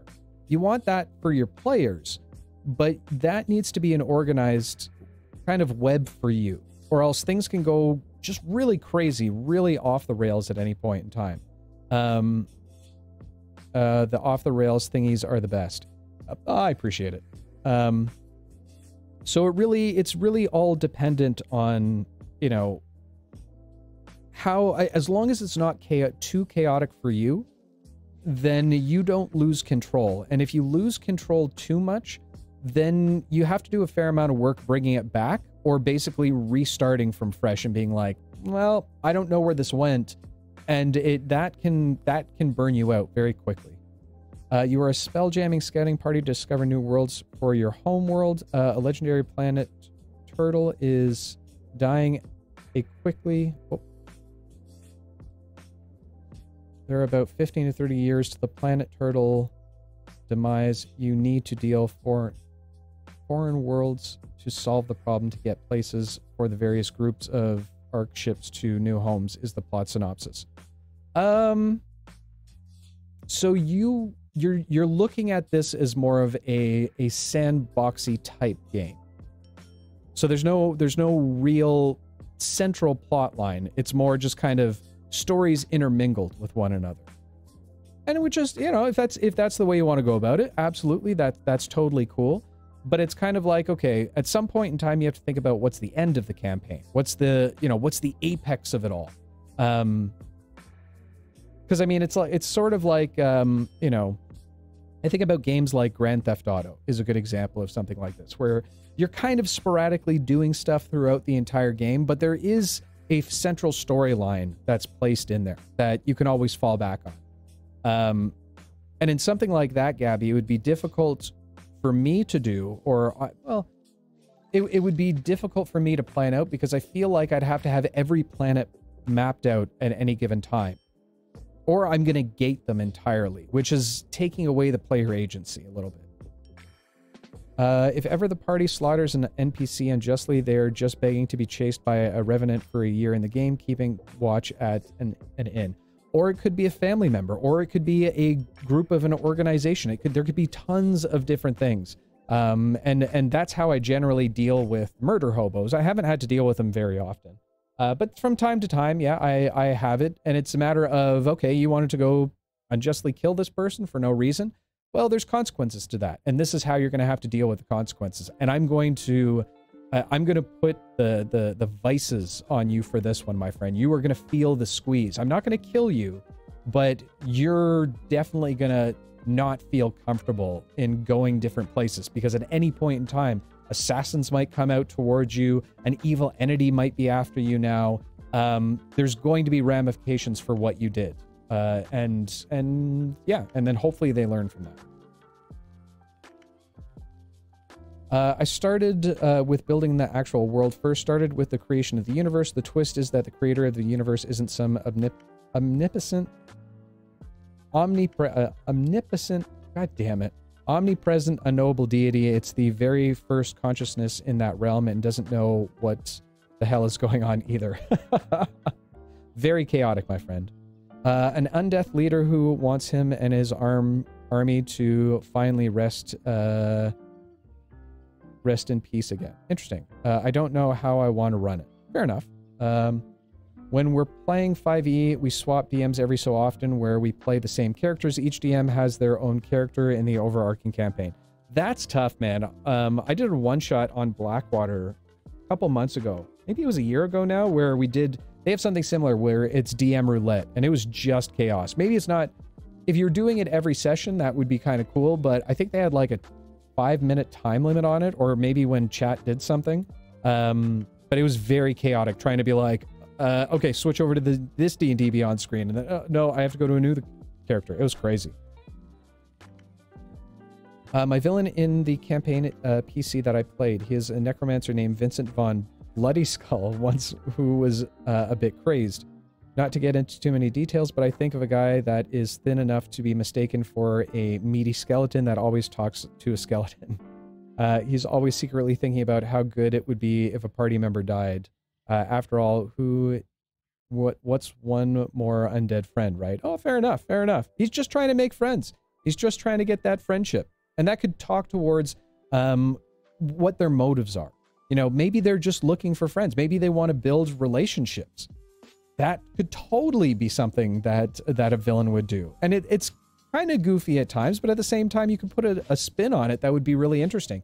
Just having this more necromancer type person where he's not trying to take over the world. He or she is not trying to take over the world. All they're trying to do is make some friends, start a club, have a good time kind of thing. And then maybe some of their minions are evil too. That's guiding them to more nefarious ways. But it would be funny. Little do the other players know that he is the villain they're looking for, nor do they know his end goal. Fair enough. I know it's in the setting where there is Victorian spell jamming orcs that colonize other planets. I don't know how to make them connect. I came up with the idea this November. Oh, fair enough, Gabby. Fair enough. I would say, the best bet I would do right now is kind of what you want out of the campaign. What do you want to do this for? Is it the exploring the different planets? And in which case do you have ideas for each one of the planets? Is it the, what do you want out of this campaign? As opposed to, I mean, you can take a whole bunch of ideas and throw it down on a paper and be like, okay, this is the campaign that I want to run. But until you can connect them all in some way, shape, or form, and that's my motto around here is I always use the villain as the grand connector to the world and the PCs. And then I always have something to fall back on to justify and rationalize the adventures that they go on, the plots that they're going to go through, some of the steps that the villain has to make in order for these things to happen.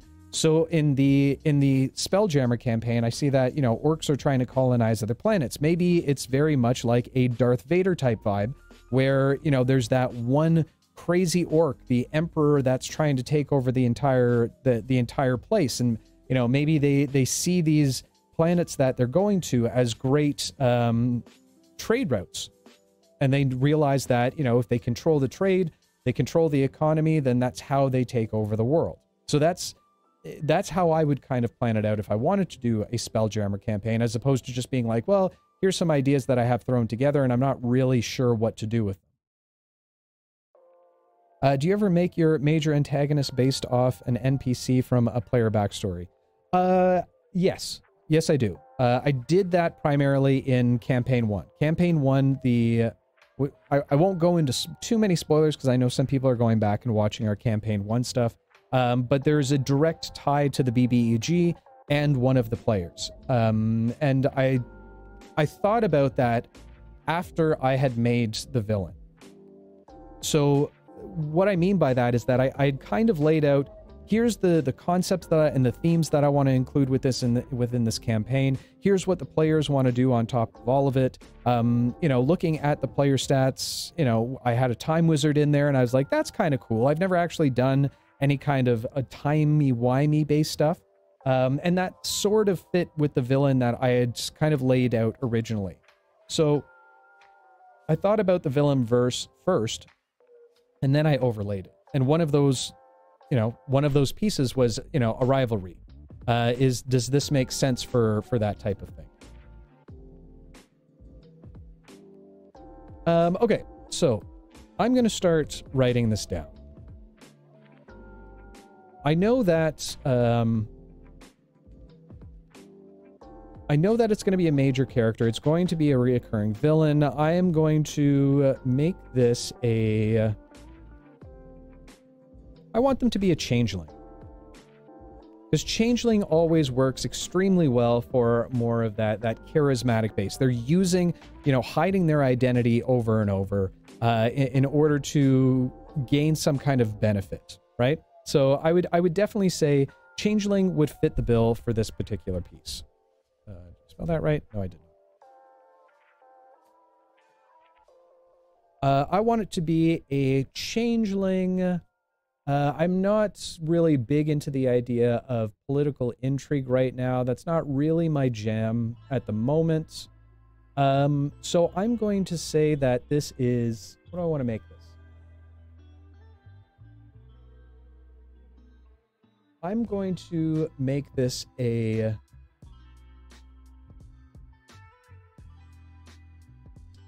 changeling acolyte.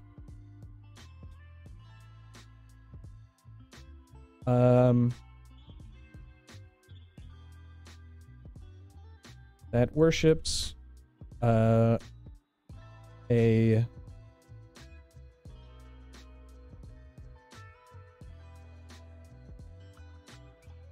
head priest of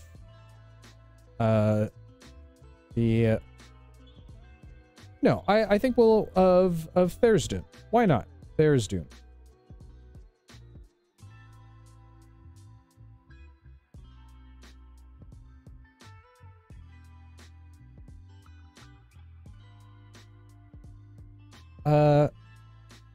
But several deaths in the family postponed my prep for a while. Oh, I'm sorry to hear that, Gabby. Your hero has a strategy, the baddie has a business plan. Basically, yeah, that's kind of what I'm thinking. How about villain who is immortal as long as somebody fears them?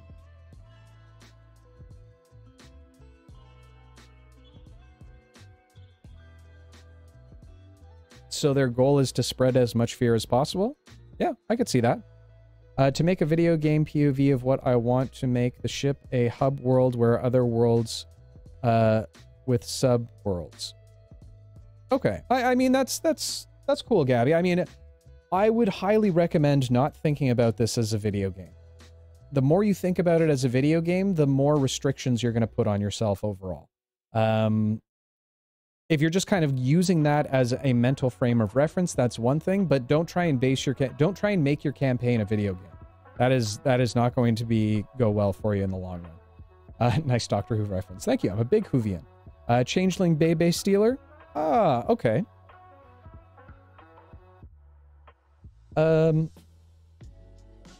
Sure. Changeling Acolyte who worships a head priest of Tharizdun.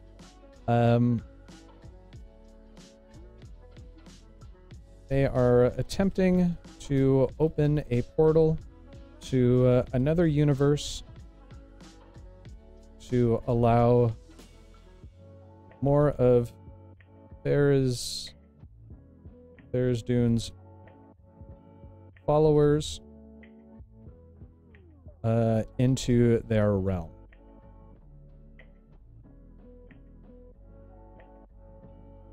In order to receive unbridled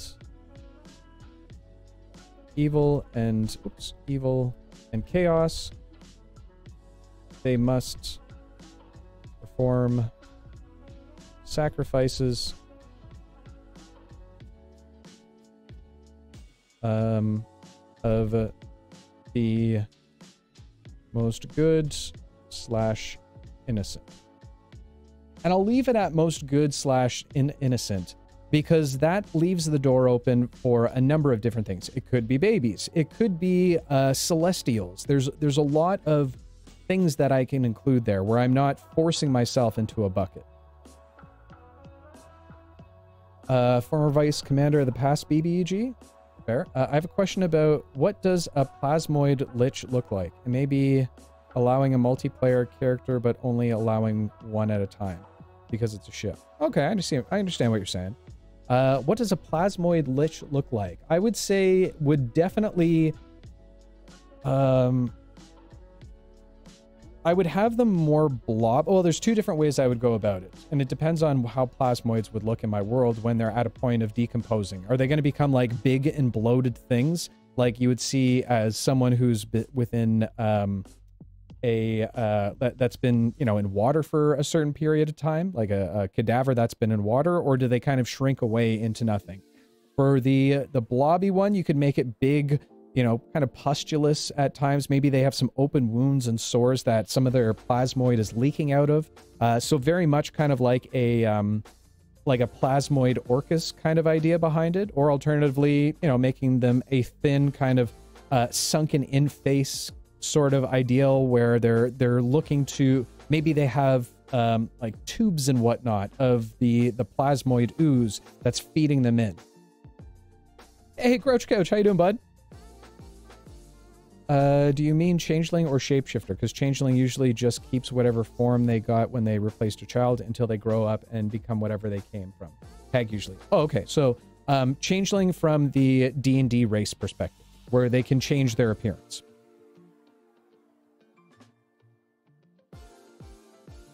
That sounds like it. Oh, from this? Yeah, kind of. A little bit. Sure. I could see it. Excellent. We have our Tharizdun cults. Fantastic. Hey, Tavern Talks, welcome in. I know, but I didn't know how to phrase it otherwise. Oh, okay, fair enough. Tharizdun followers? Nah, Tharizdun's goons. Ooh. We're doing a little bit of goony type things.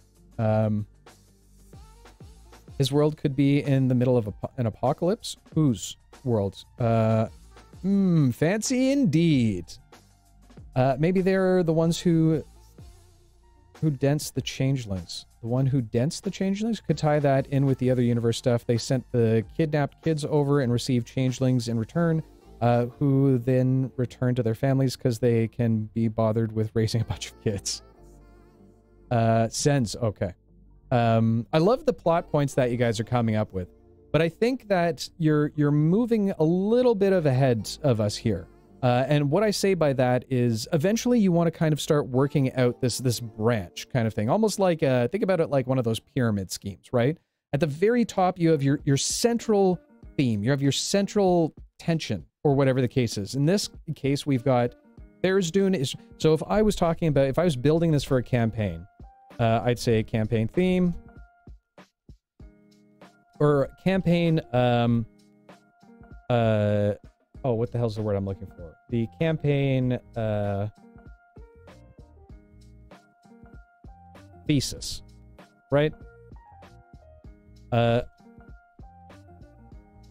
group of followers / goons of Tharizdun are trying to open a portal in order to allow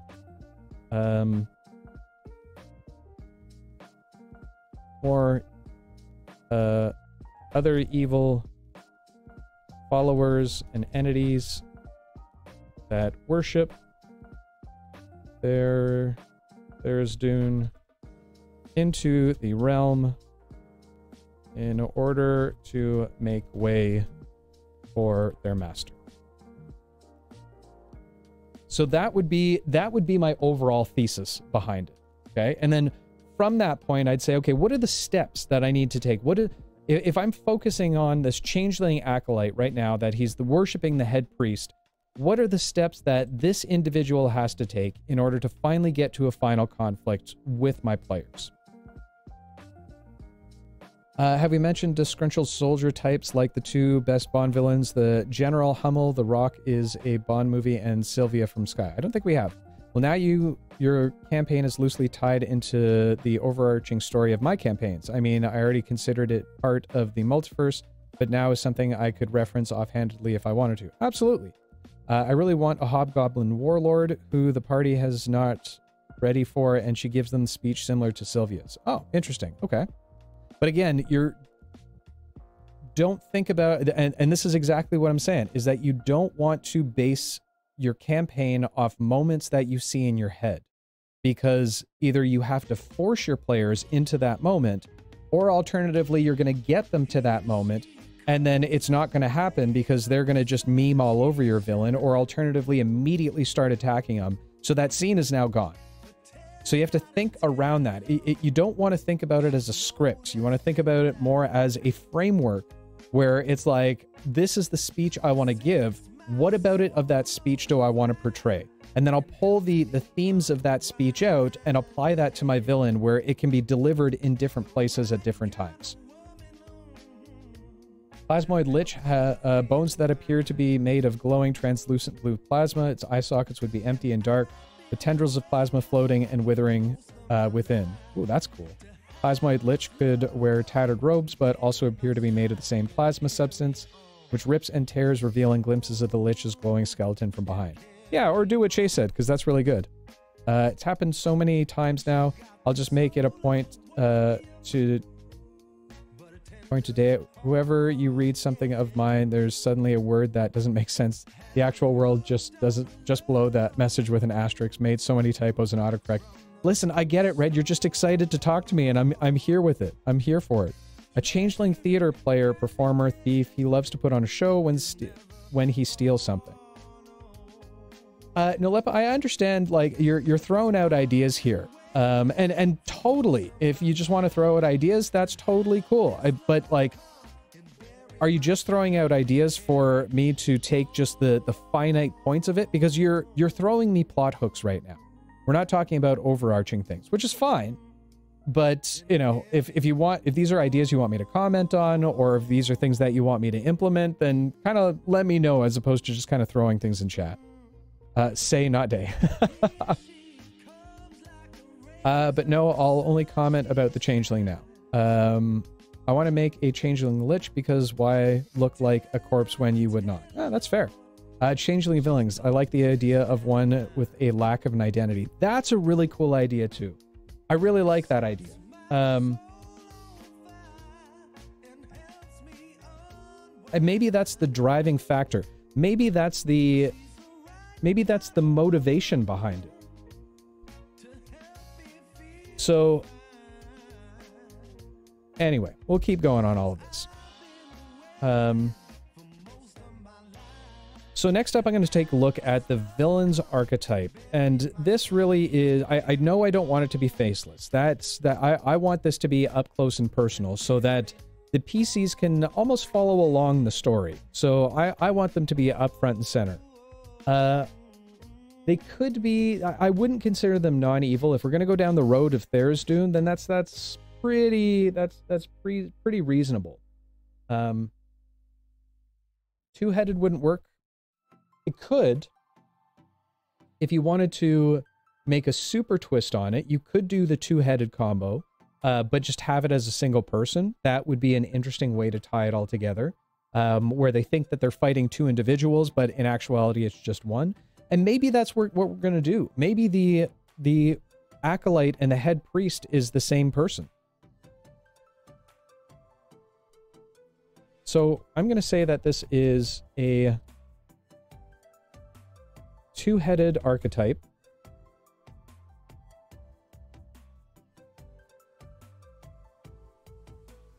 That portrays both the head priest of the cult, but also a lowly acolyte.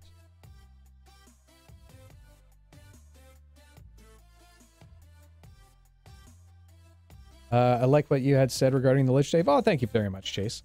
Just throwing things out for fun. Oh, fair enough. Okay, well, in that case, you're welcome. Have at it, Nolepa. Oh, Holepa. Have at it. I want more of an episodic set of adventures with a season finale.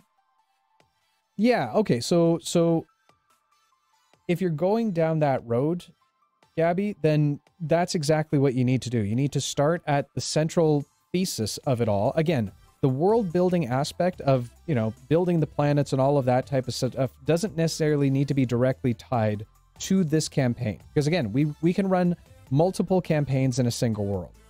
But for the campaign's perspective, you really want to break it down to the point of where it's like, okay, what is the overarching thing? And then I can go like this. Here, I'll do a quick example on this.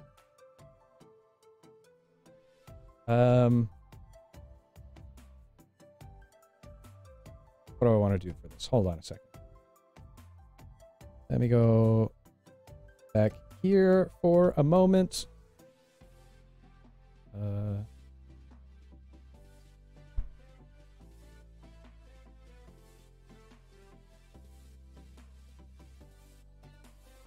Okay. And let's twist back over to here. Okay, so if I was doing something like this, I would say, okay, let's go off based what you've told me already, right? I have my orc overlord attempting to take over.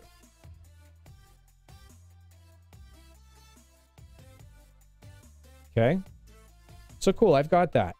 Most likely someone of that nature is going to have a number of individuals that sit below them. And it's going to be, you know, they're going to be tasked for different things.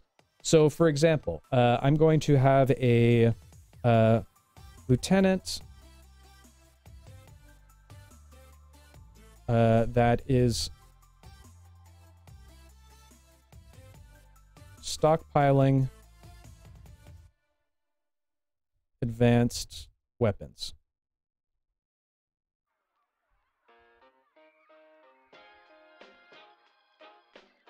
All right, that didn't work the way I wanted it to. So I've got a lieutenant that's stockpiling advanced weapons. I've got a spy diplomat that gathers intel of planetary governments.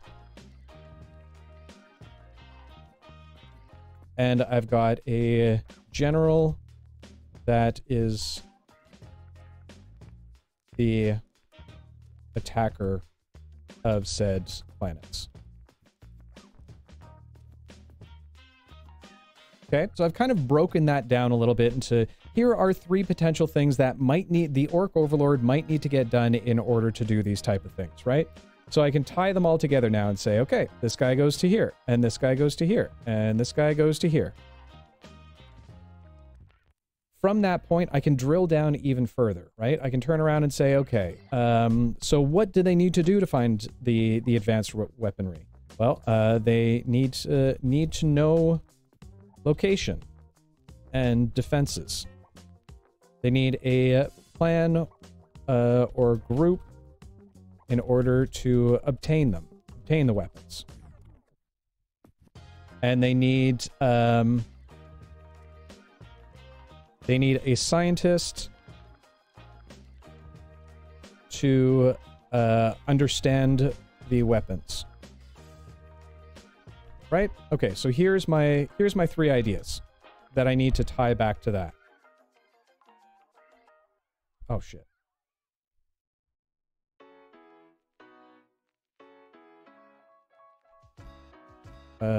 Know the location. Group to steal.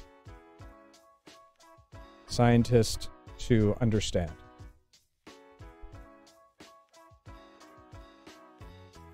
Okay, so those are my main points specifically for this lieutenant. Now, can they overlap? Sure. Maybe he was working directly together with the spy in order to know the location. You know, maybe they're also talking with the general to get their best people in order to find the right group to steal it. You do want this Black Ops team kind of thing, right? And maybe the spy also has something to do with the scientist itself, right? But I can keep drilling down over and over again and get down to a very finite level where I've decided down here that one of my encounters, party is meant to thwart a rogue attempting to kidnap a scientist. Right? So that would fall somewhere down here. So here I've now gone ahead and I've laid out, okay, here's my overarching villain. Here are some of the things they need to do in order to take over the world, or the planetary people. I have specific events that need to happen that cross over between some of his generals, some that don't. And I have a direct pathway that leads to adventures that my party is going to be taking. No matter what I do, I can make another one over here where, you know, maybe there is an old member of the army that has specific info about the general, and maybe that sits up here somewhere, and I can tie that back down through here, and maybe they found out about the old member because the old member was a friend of the scientist that they just saved. Okay, now I've got major plot points that I'm threading all together. So this is what I mean, guys, but when I say, you know, think about it from the big concept first, and then drill down.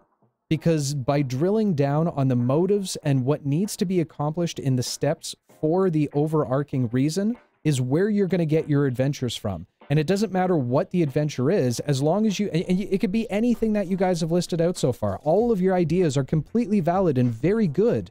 You just need to know how that overlaps with the rest. And if you can make it work and fit, you have this beautiful cohesive map for yourself that you can sometimes deviate away from if you want to, or you can pull things back and give yourself inspiration for new ideas, for new adventures along those lines. But all of it is easily laid out in front of you where it all falls back to a single thing.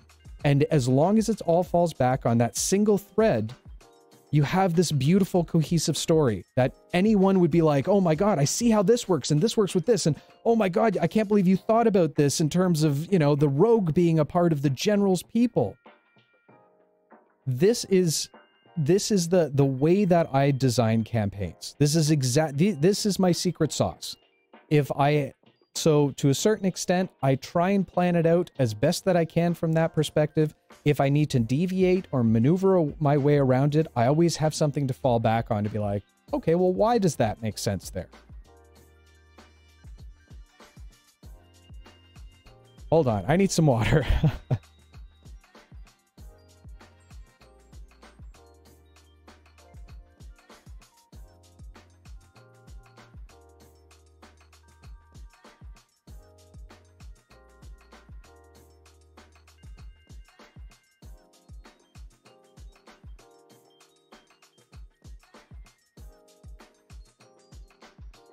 Okay. Oh. I hope that helped, guys. I hope that was helpful, interesting, whatever the case is. You know, I do these things mostly, you know, because I can sit down and when I'm doing world building for my own stuff, or when I'm doing session prep, obviously there's something that I do with this kind of stuff, right? Or there's a reason for it. When we do these kind of like little sessions where I kind of give insights on how I see things or how I go about doing things, I really hope it gives you some ideas, gives you some inspiration, gives you something to work toward if this is something new that you've never done before. But I'm telling you, like, and ask any one of my players ever. This works. I've never run across an instance where my players, like, I've never had a player leave a campaign before. I've never had someone miss a session and not be upset about missing a session. Or just kind of being like, you know, I'm not really feeling it anymore. I'm kind of going to bow out of all of this.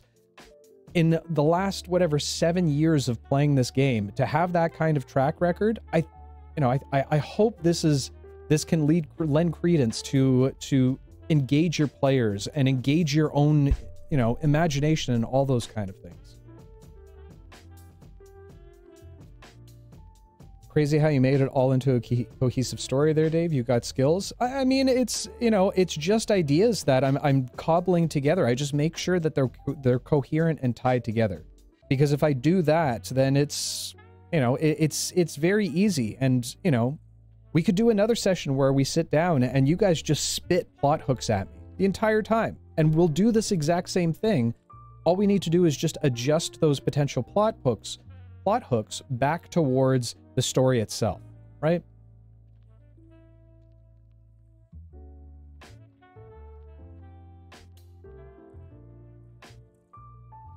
The idea isn't to then coordinate the players through all of it, but to give you a star chart where wherever your players go, you always have some node you can follow a line back to. Yes. 150 times yes.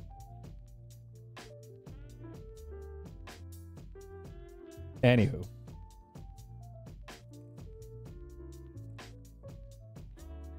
All right, let's go back here. We're coming close to the end of our day, guys, but we'll try and get through just maybe we won't. Maybe we'll save those for another day, because we've been going on and on.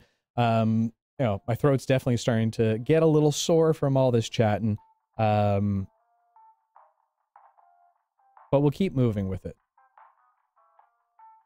Speaking of ideas, you missed a couple in chat. Red, I always miss a couple in chat, my friend. If you want to repost them, by all means, go ahead. And I'm sorry if I skip over those from time to time, but it's difficult to be doing an exposition kind of like this, but at the same time to try and follow along with chat, because there's gaps and periods where I'm trying to make a point, right? You are great at improvising, spreading out spotlights over the group, challenging the players, and most of all, you are not married to rules, just saying. Well, I appreciate that, Belger. It's you know, I take pride in what I have learned in DMing. Do I think I'm, you know, the best at it or one of the greatest at it? Not at all. Not in any way, shape, or form. But I know what my players like. And I know what's going to intrigue them. And I know they're going to... I know what's going to capture them. I know it's going to make it fun for them at the table. And I do all of my work and all of my prep centered around that. I don't care about the story I'm telling. In the slightest. It doesn't matter to me in any way, shape, or form. I want to have fun with my friends at the table, and that means that I'm going to be able to, if they're energized, if they're feeling it, if they feel like they are in control and at the wheel the entire time, they're going to be excited, and that's what's going to excite me, and that's what should be exciting you as dungeon masters. Yeah, you're playing a game together, and you're trying to tell the story, collaborative storytelling, right? I don't know, there's so many times that, you know, I talk to people and mostly new DMs who they're like, oh, here's how the entire campaign's going to go, here's the story, and then this is going to happen, and one of the players is going to die, and then this and that, and it's like, guys, you missed the plot. You missed the plot entirely. This isn't, you're not writing a book. If you want to go write a book where you have full control over the scenario, the settings, the characters within it, by all means, go write an awesome book, because I'm sure you're fully capable of doing that. But that's not what D&D is. We're not writing a book. I mean, we are, to an extent, we're telling a story together, but it's not my story. It's never been my story. It's my plot. It's my setting. That's what I'm focused on. The characters and the character story is all driven by the party. So that's where my focus lies. I'm the villain. Yep. I'm going to be the threat. I'm going to be the conflict that arises, because, you know, good stories have conflict, especially when you're playing a role-playing game. And then it's going to be a matter of what's the story of the players going through those circumstances in order to become the heroes, to tell a cool story. And then when my villain comes into play, then I can step on the gas pedal a little bit.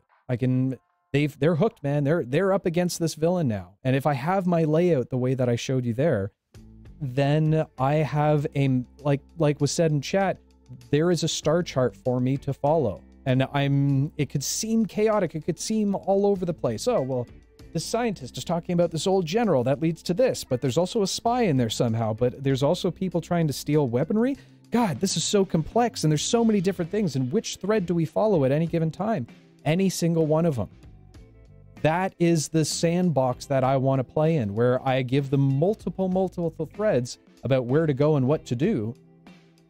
But I still have control in the background to a certain extent. I can make decisions on the fly, as long as I tie it back to the one thesis at the very beginning. The work overlord wants to take over the universe.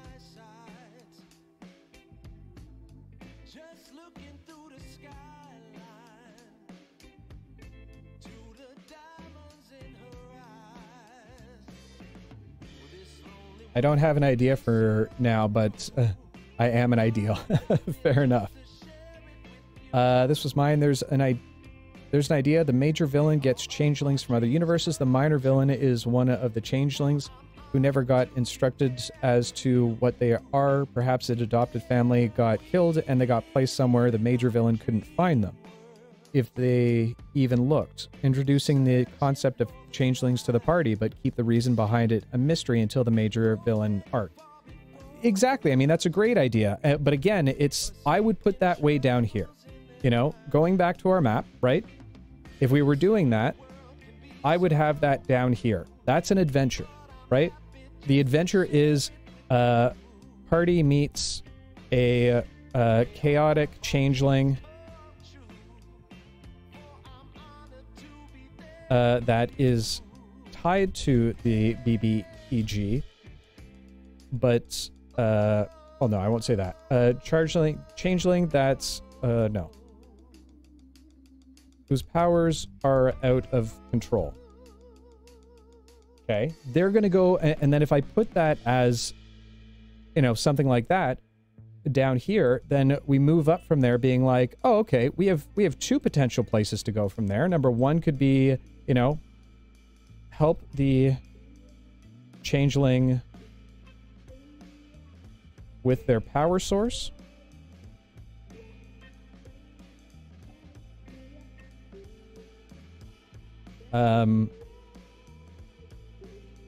Learn more about changelings.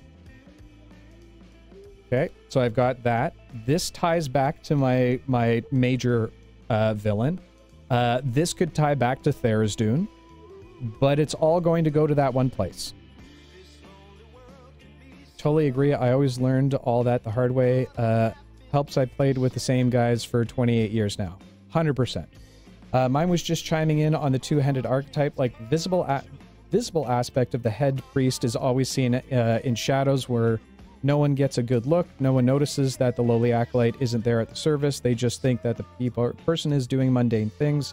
They have no idea the acolyte is the one speaking to them for those previous mentioned shadows. I love it. Yeah, exactly. And I mean, that could be tied to some of their, you know, some of their steps, or what resources does the villain have? Okay, you know, our changeling acolyte is very charismatic and has the ability to hide their face.